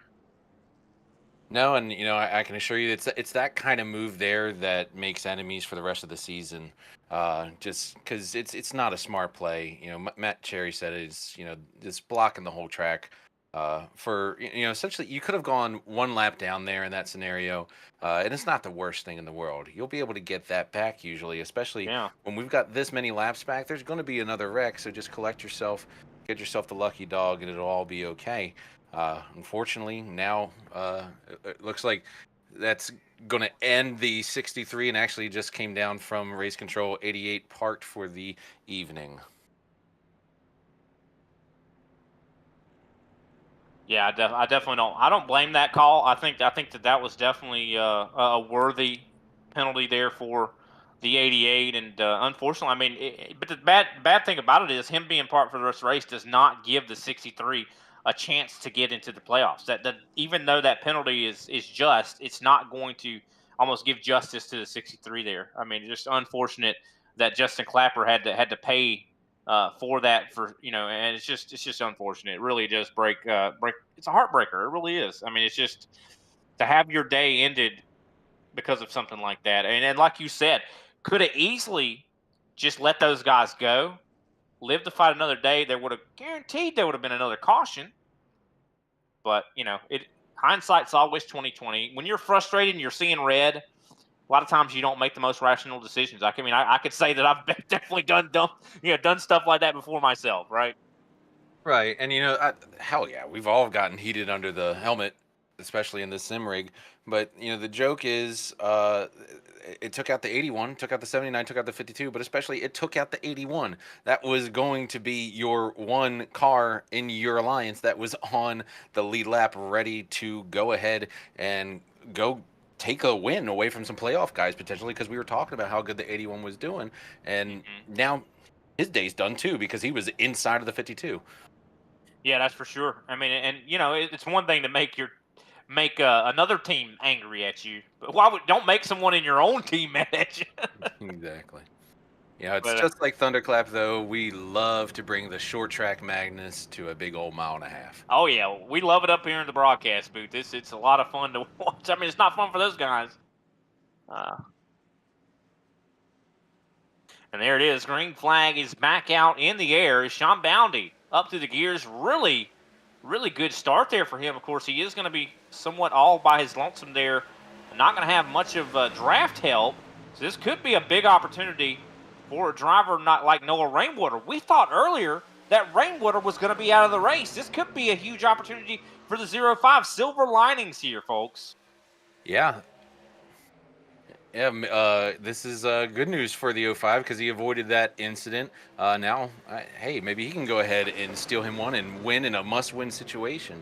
And I see Also, Clash. Clapper's somewhat up to speed, too. I'm kind of shocked to see that. You know, maybe he skipped by and didn't get a lot of damage from that. He definitely wasn't on pit road that long. So, hey, who knows? Maybe he's doing okay. And you know how sometimes these trucks and cars will be. If you can stay in the draft, even with a beat-up and taped-up truck and car, it's kind of okay. You can't bleed or you can't fall to the very back. But if you can stay in that center, you might be okay. Yeah, if he just gets some points. I mean, it looks like he's capable of staying in the draft. And, I mean, he did get a substantial amount of damage, but they recently did have an update as well to the NASCAR truck here on iRacing, and it's a lot more realistic. So I think that might have something to do with it. We'll have to wait and see, though. If he knocked out any of his suspension or anything like that, that could cause premature tire wear as well. And I was actually thinking that was actually the 5 that is in that, I do believe, Hendrick race car. That's actually Jordan and Jurassic in the 6 machine. I was kind of a little bit confused there, but this has definitely changed everything up. Of course, as you see Roger Debold trying to make something happen there on the top side. We see Robert Walton. First time we've seen him in the top 3. Yeah, you know, we're getting to that point where if you've got a clean truck, you can go on up and lead this thing. Very much can. Of course, Sean Boundy, who won stage 1. Of course, he's up front right now. Can he win this race? It'd be something, definitely a very big accomplishment, considering he won last week, I do believe, as well at Darlington. So can he win back-to-back here at 2 very different racetracks? Of course, I'd like to see someone else maybe put themselves in victory lane. I'm like, Robert Walton, even though he's not in the playoffs, it would still be huge for the confidence on the 66 team. It certainly would. And, you know, just to give you a little recap to the fans that are watching, and we see in the comments there, what happened earlier, we had the 88, the 80, the 46, and the 15 all be penalized for laying back on the restarts. Thunderclap, we have the rules that you got to stay close and within 5 miles per hour of that pit or that pace speed. And those trucks were deemed to be laying back in order to get an unfair jump on the rest of the field. So they were penalized with a pass-through penalty. And, of course, you saw the mayhem that took place because of their displeasure of said penalty for the 88 and the 80. Yeah, and, of course, you know, rules like that are in actual NASCAR as well. So, I mean, it's kind of a fair rule. I mean, you don't want anyone trying to take advantage of these restarts. Of course, Sean Boundy still out front. Justin Clapper somehow still able to keep the speed as he's side-by-side right now with Robert Walton. Of course, Walton has Debold pushing him. And now Roger Debold has been the best pusher, I'd say, all night long. And I think he's going to continue to try to maybe push that 66 along. As we now have, I do believe, coming to 30 laps to go here for Sean Boundy.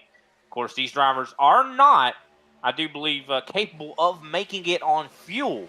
So we do still have the possibility of possibly seeing a green flag pit stop.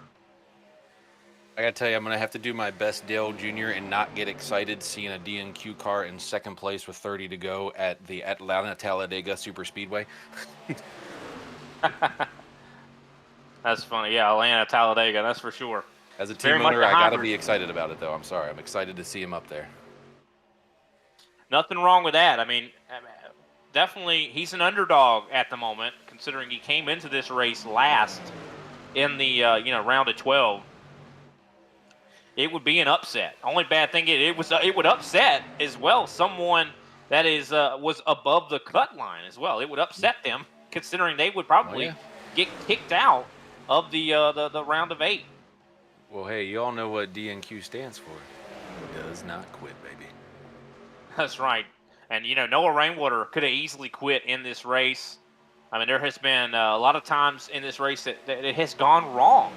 And could have definitely given up. But, the 0-5 did not, and still is in this thing. Noticing just how much the damage that these trucks have is affecting kind of the overall pack.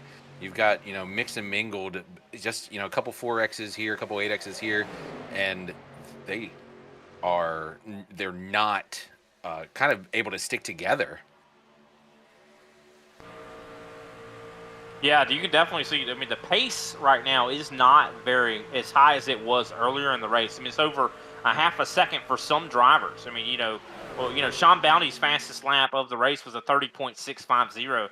Right now, he's hitting 31.2. So, I mean, that's 0.6 slower than what he was hitting earlier. And maybe the pack is being held back by a Justin Clapper or something like that with the damage. I mean, Noah Rainwater has probably a little bit of damage as well. I mean, I don't think there's very many clean trucks still out here. I think Bounty still does have a clean truck, though, if I'm not mistaken, in that Toyota. Well, clean air is clean, right? I mean, hey.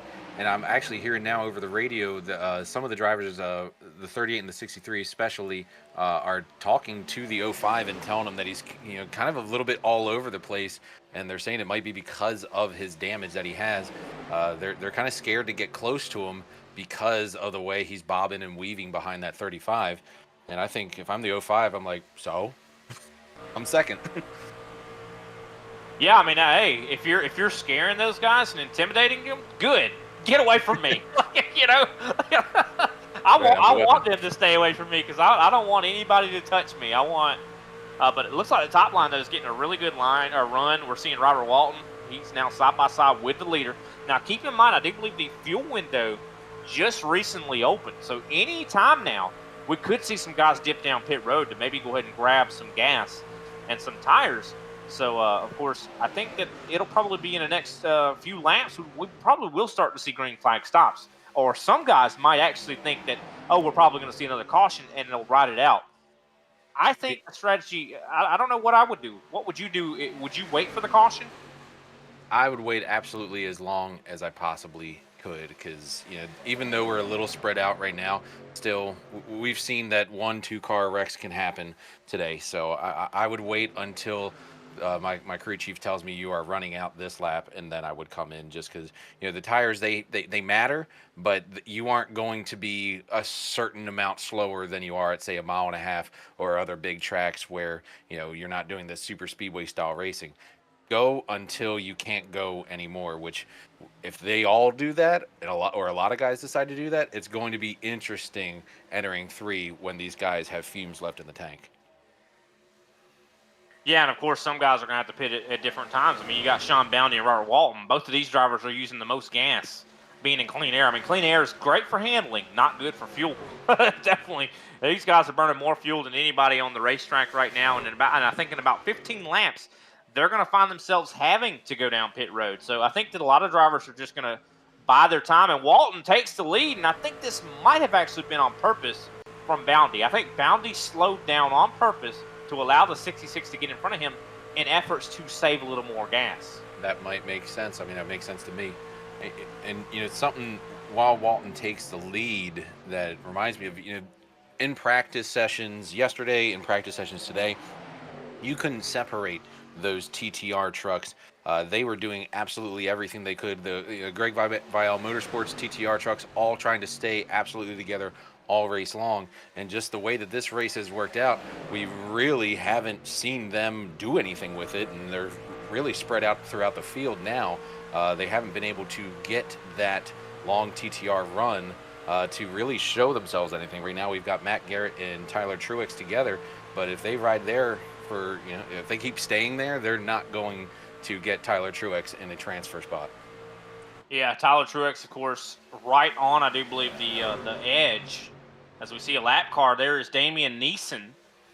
He's up in the wall. He's actually hitting the wall. He hit the wall in order to avoid getting in the way of the leader. So good on the 24. I know it's never fun to hit the wall, but, I mean, at least he stayed up there. That's a very, very courteous thing to do. That's my boy. As we see side by side, though, for the lead once again, Sean Boundy battling with Robert Walton.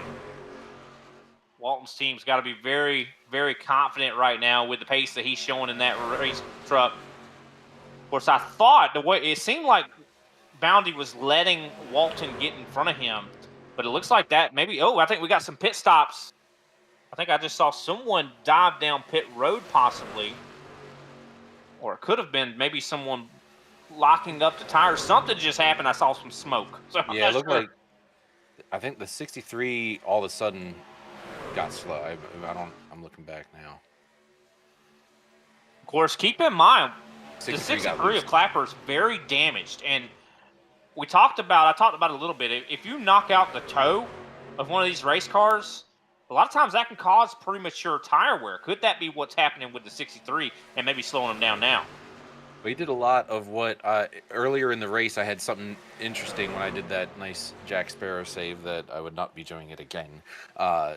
You know, you'll touch that apron just a little bit if you're trying to stay off of the guy in front of you. And I just didn't want to hit the 81 that early in the race, and it just snapped on me. And that's essentially what looked like it happened there on exit of 4. I think we're seeing a little bit of wheel damage. I think there is some sort of damage there from the 63, but somehow he's been able to wheel it.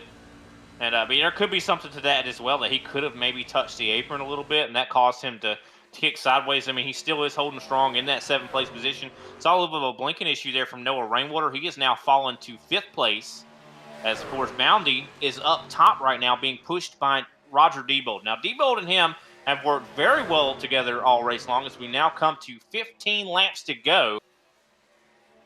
Yeah, I'm sending all my gig speed to Noah right now. I need my driver to keep on line. That's right. Definitely not. This is not the time to have internet issues right now. But the battle is still on. Anybody's race to win at the moment. You know, it's interesting. We got 15 to go, and we're so spread out. I know that you can get amazing runs in these trucks, but if these guys are damaged, are they? You look back at Ryan Truex, who we really haven't heard from all day, really, except for a little stint in the top 5. Are they already too far back to catch that lead pack? That's a very good question. I think, Ryan Truex. I mean, he's got about 2 seconds to get up to Matt Cherry right now. I think that's insurmountable. I don't think that you can make that unless something bad. You know, I just don't think that's.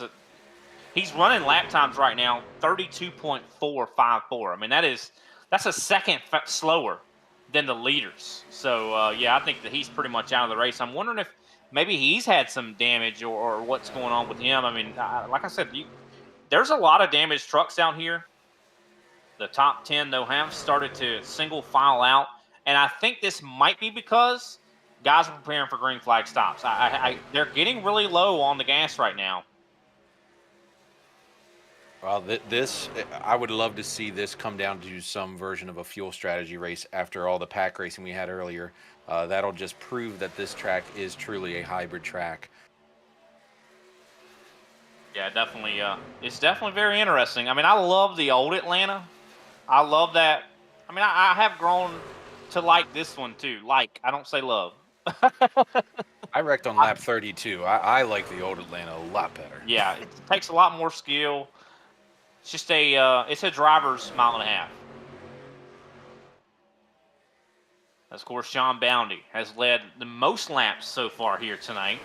Robert Walton trying to peek out to see if maybe he can make something happen now, as we're 11 to go, coming to 10 laps to go. And usually when you're at tracks that are considered to be super speedway style tracks, 10 laps to go is when everything starts to get crazy. But of course, I don't know how crazy it's going to get considering these guys are almost out of gas. Well, you know, they're being told by the crew chief that they've got to save fuel. In their head, they're told that it's 10 to go, I got to go. But then they're mixed with what you have at super speedways where, well, I'm not going to go if he doesn't go. What if I go and the guy behind me doesn't go and then I get gone all the way to the back. Like, so there is a bunch of mind games happening right now. It's going to take that one person to jump out of line. And I look at that midsection there, the 6 of Jordan Jurassic, maybe the 9 of Montgomery.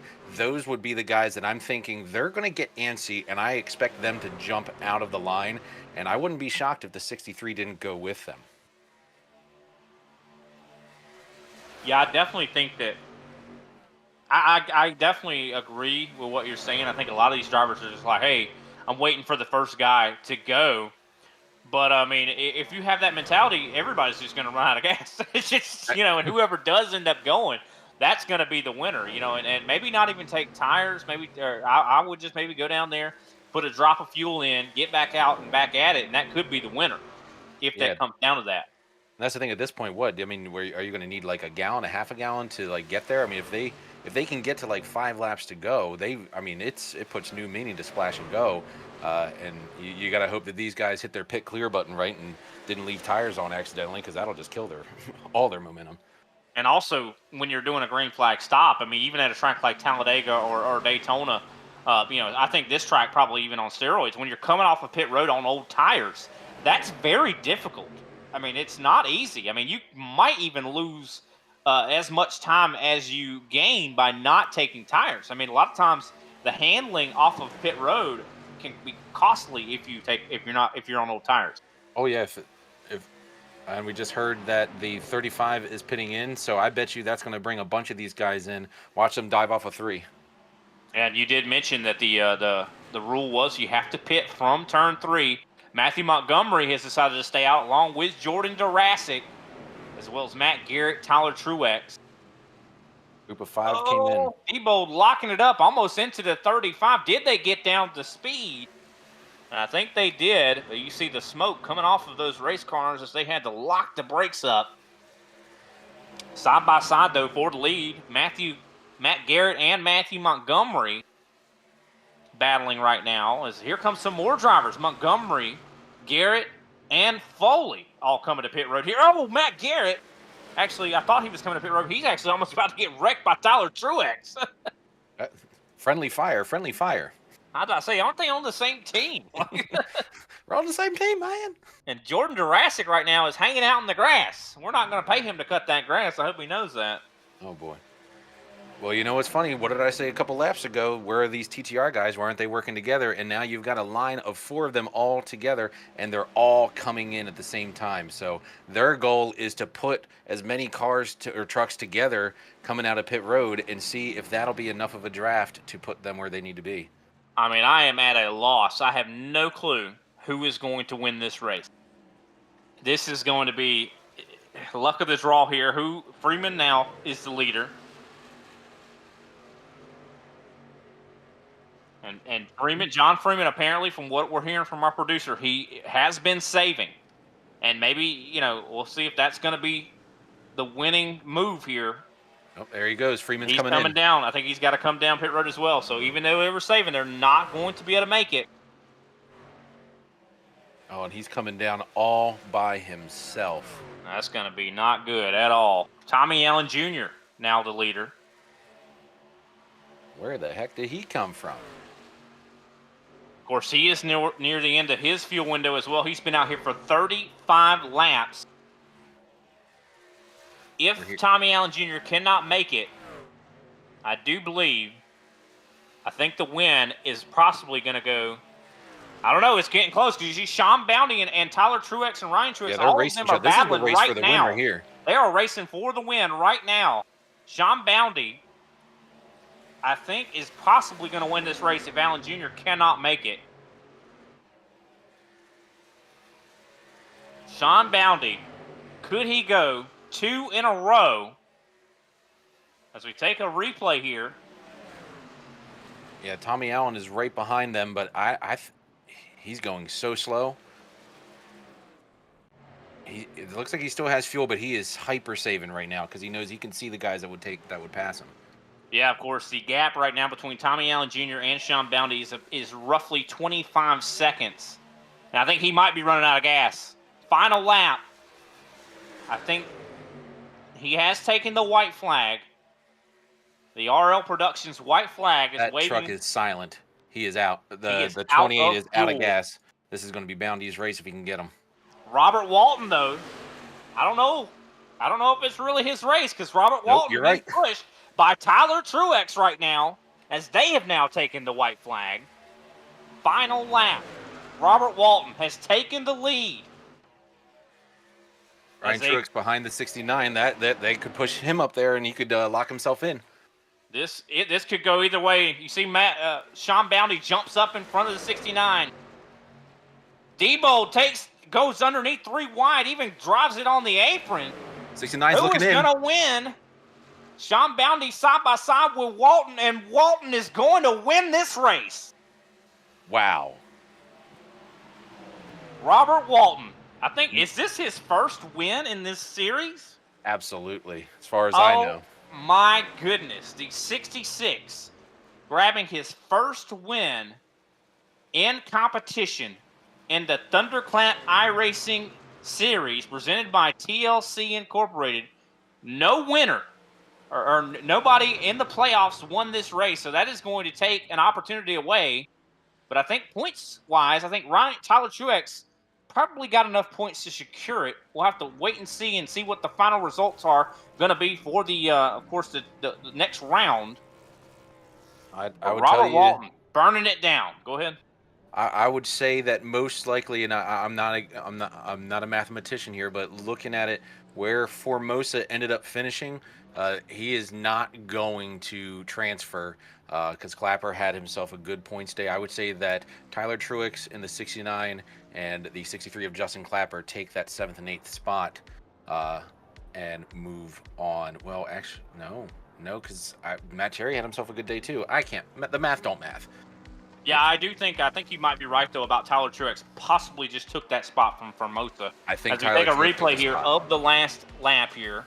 Look at Debo. I mean, Debo was like, I don't care. I'm taking the apron here. Wow. But Robert Walton coming out of turn 4 had just enough of a run to hold off Sean Bounty. Look at this. Slow-mo finish. What a job to the 66. You love to see it. I mean, man, we just saw some Thunderclap history here tonight. That was an amazing finish.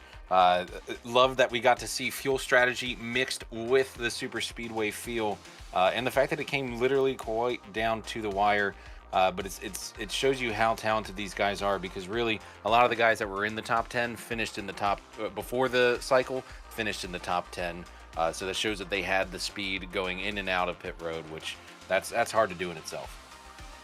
Yeah, 100%. I mean, you had to do the pit road. I mean, Robert Walton definitely showed a lot of skill in being able to maintain and do all that. Of course, let's go ahead and run down through the final results here of tonight's race at Atlanta Super Speedway or Motor Speedway. Robert Walton, of course, your winner in the 66 machine. Second place, Sean Bounty.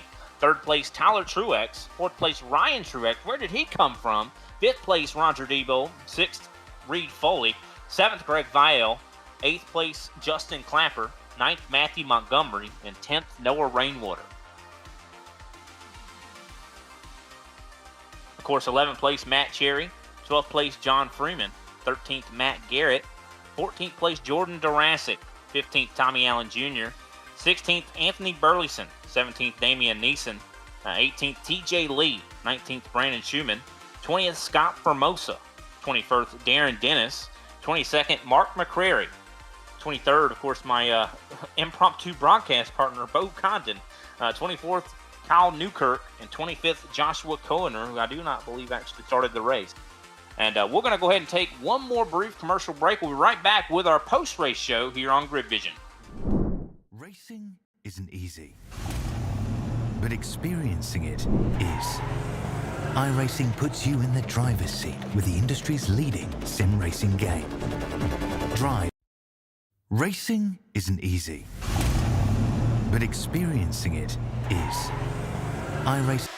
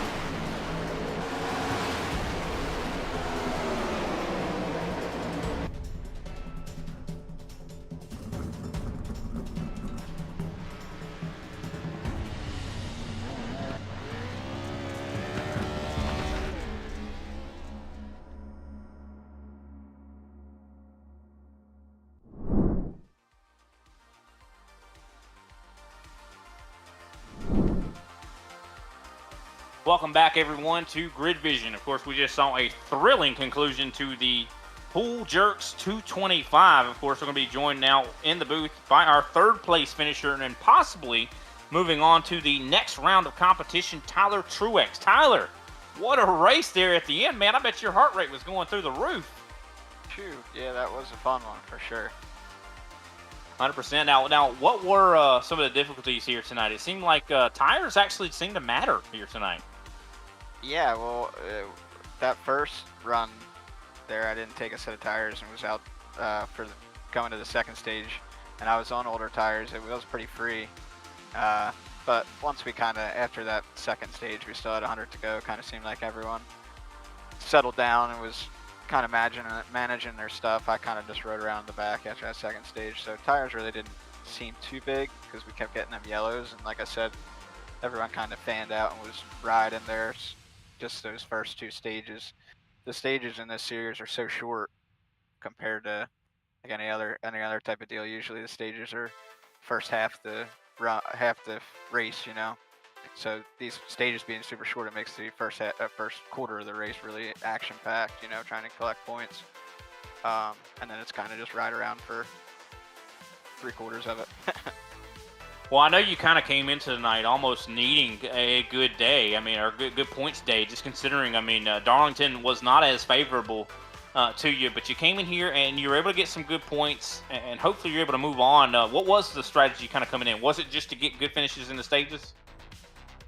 Yeah, well, I mean, I didn't qualify. I was going to just kind of try and ride around in the back. Like I said, I forgot the stages were so short that it was going to kind of be hard to get up to there, and I kind of needed stage points because I was behind, so I kind of thought I put myself in a bad spot there. I was lucky enough to get up to 8th the first stage, and then like I said, almost win the second stage, getting beat out by Roger, getting a bunch of stage points there, so that was nice. And then it was just kind of like super speedways. I just like to ride around. It's too hard to go compete when we got, like I said, 100 more laps to go. Luckily I got a bunch of teammates that we race with, and kind of we all stay on the same strategy no matter what. If one guy wants to do it, we all kind of stick together, which is really nice. So we kind of got a really good thing going for us. And it was very good execution as well. I mean, it seemed like all of the teams kind of executed well there on those green flag stops, which was, you know, kind of unexpected. We expected a caution to come out there late, but fortunately, we got to see that excitement of you guys having to all kind of go down pit road, and it worked out for you. You came home in third. I think you're going to be moving on to the next round. Speaking of the next round, Pocono. I mean, that's definitely a different racetrack, a technical racetrack, the Tricky Triangle. How do you feel about it? Yeah, I love going to Pocono. Are we going in the Xfinity car? I did not look. I just saw where we were going. I could check. If it's, I think it's the Xfinity car. If it's the Xfinity car, it'll be nice. It'll be a lot harder to race, I should say. It'll be like it's actually the next gen. Next gen. Okay, so it'll be a lot more. You know, it'll be a lot of grip, so it'll be tricky for sure. It's gonna be. I think track position is gonna be key in that one, and just like I said, just kind of trying to be there at the end, trying to manage your stuff and see how it plays out. Pocono's a fun track though. It should bring some good racing. For sure, definitely a tricky track for sure. Has super speedway tendencies and some road course types of features to it. But Tyler, we appreciate your time. I appreciate you humoring me and answering all my questions. Who can we give a shout out after your third place finish here today? I'd like to give a shout out to my buddy Rob that won the race. We've been running this series since the start. You know, that was his. I think that was week of day. It could be his first top 3 finish of the series. So kudos to him. He did a hell of a job the whole race. Like I said, our whole team was kind of trying to ride. He was getting bored of it and went up to the front and was riding around in that front pack. And then we just ended up finding each other there. That when I came off pit road, and it kind of worked out perfect. Me, him, and Ryan were able to link up and get around those 2 top guys. So yeah, just want to congratulate him. I want to congratulate my team for the good execution, being able to be there, all of us at the end. I think if Burleson didn't screw up pit road there at the end and take out Matt and Greg, we probably would all finish top 5, top 7 there. We still all almost got a top 10. So yeah, all in all, a really good day for our team. Alrighty, we'll see you next week at Pocono there, Tyler. Have a great night. I appreciate it. Thanks for everything you guys are doing for the series. And like I said, see you guys next week. Alrighty, that was Tyler Truex, driver of the 69 machine, finishes in third. Of course, next up, we're going to be talking to Sean Boundy, the 35. Almost went back-to-back. I know you won last week at Darlington. You almost won this week at Atlanta. What did you need to get it done? I mean, it seemed like, what was it, only 200ths that you missed out for the win. Ooh, that was a fun race. I hope you guys enjoyed that one. Oh, we definitely did.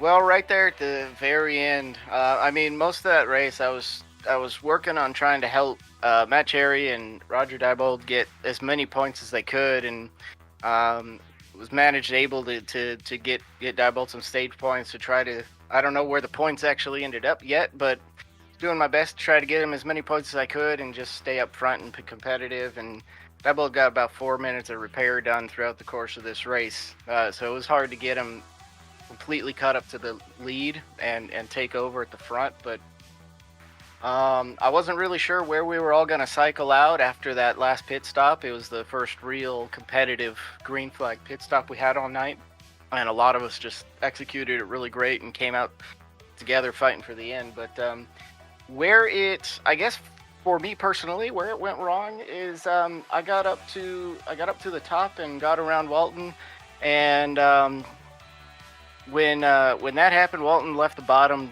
open, and Roger got 3 wide with him, and that allowed, once that sorted out, coming through 3 and 4, that allowed Tyler to go from being forced to push me to getting underneath me and pushing Walton to the finish.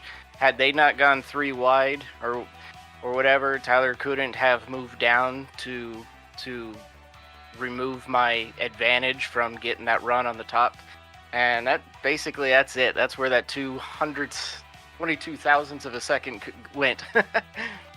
But yeah, it was a hell of a race. Congrats to Walton. I think that was his first win, and yeah, he had a hell of a race all race long too. That he did. I mean, we saw you dueling it out for a long time there at the end. I mean, we saw he kind of got by you, jumped down in front of you. I thought that maybe you were letting him do that for maybe fuel's sake. But then you started racing him right again. I mean, and it seemed like you and Roger were racing very good at working together. Was that something y'all worked on? Because it seemed like y'all seemed to have magnets to one another all race. Well, we were working together all race long, but I didn't really have much to lose. There was a couple times in the race where between stage 2 and a couple cautions, we were constantly short on fuel, and that never really got fixed. As you see, we pitted with just a couple laps to go.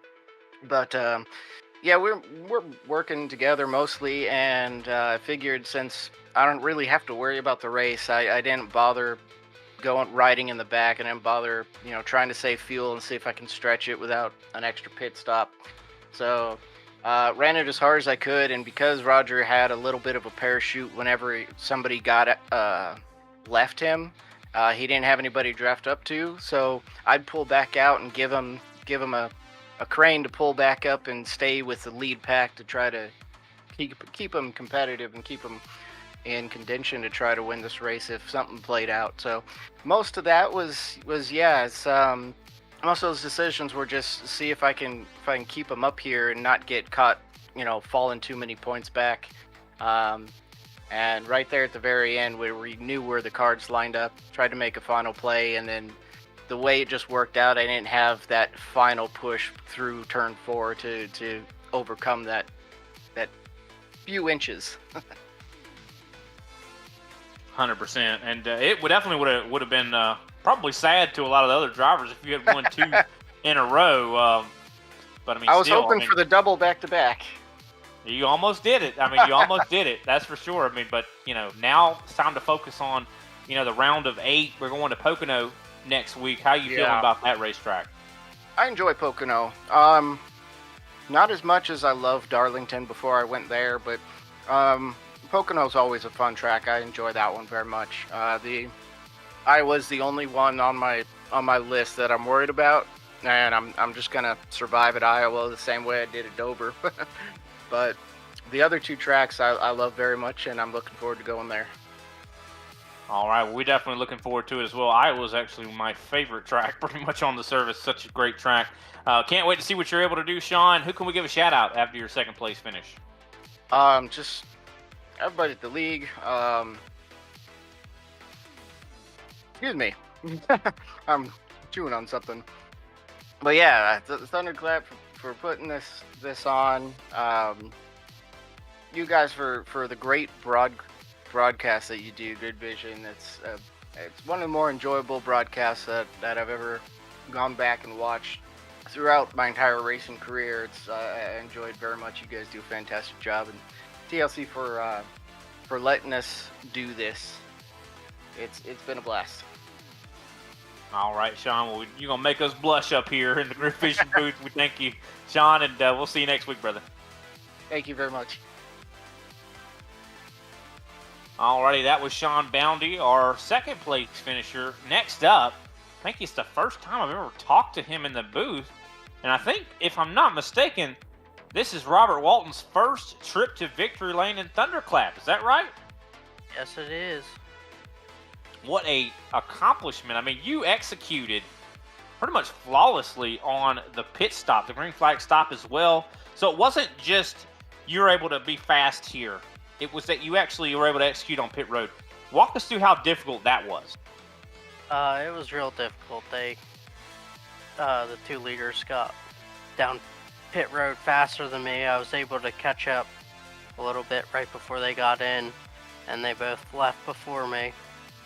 But I caught their draft coming out and was able to get a run on them and help me get the win there. 100%. I mean, and you towards the end were right there in the conversation as well. I mean, how does this win help you confidence-wise? Because I know a lot of times we don't really get to talk about you, Robert, but today we got to talk about you quite a bit. Yeah, I've been running this season for like 3 years now, or the series, and it's I don't know, it's hard to do, so it feels good. I don't think I even have a top 5 this season, so. Well, you do now. You got you a win now. But what a job. How did you prepare for this race? I mean, because even though this is kind of like a super speedway style race, it seemed like it also had other difficulties that you would not see in a super speedway race. Me and my teammate Matt Garrett drove it a bunch the past 2 days, and he helped me a lot. And we ran a couple sessions and hopped in the practice session and drafted around a bunch and figured out the track, and that's how I got her done. That's right, and we talked to Tyler a little bit. He mentioned something about you guys were all running together, and they were like, "Oh, we're gonna save gas and stuff like that." But you were like, "No, I'm going to the front." Is that right? Yeah, I couldn't ride behind him anymore. I started to feel like I wanted to go to sleep, so I just sent her on the outside. Well, it definitely seemed like it worked for sure. Very fast race car. How hard was it to avoid the crashes? Because it seemed like towards the end of the race we started seeing a numerous amount of crashes. It wasn't bad in the beginning because I was hanging in the back, and then once I got to the middle of the field, I actually got into one a little bit, but saved it on the inside and went down pit road. Didn't have any damage, and after that I was in front of all the rest of the wrecks, so turned out good. That's right. A lot of times there's not a safe place really at these super speedway style races, but you definitely made it through the entire race. Probably had the least amount of damage compared to most of the drivers out there. Of course, this with renewed confidence. Pocono's coming up next week. How do you feel about that track? Oh, it's probably one of my worst tracks, but we'll give her hell. Well, that's all we can expect from you, Robert. Congratulations on the victory. Who can we shout out? Team TTR and Matt Garrett for helping me figure out the track, and Fireball and Miller Lite for getting me through the race. Oh, man. All right, Robert. Well, thank you. Don't party too hard, brother. All right, thank you. Alrighty, that was Robert Walton, our winner here today in the 66, and definitely a big congratulations to him. I mean, first win in the series. A lot of times when when you get your first win in a series, more wins come in the future. So hopefully, maybe this has unlocked the door here for Robert Walton. But any final thoughts there, Bo, before we conclude this thing?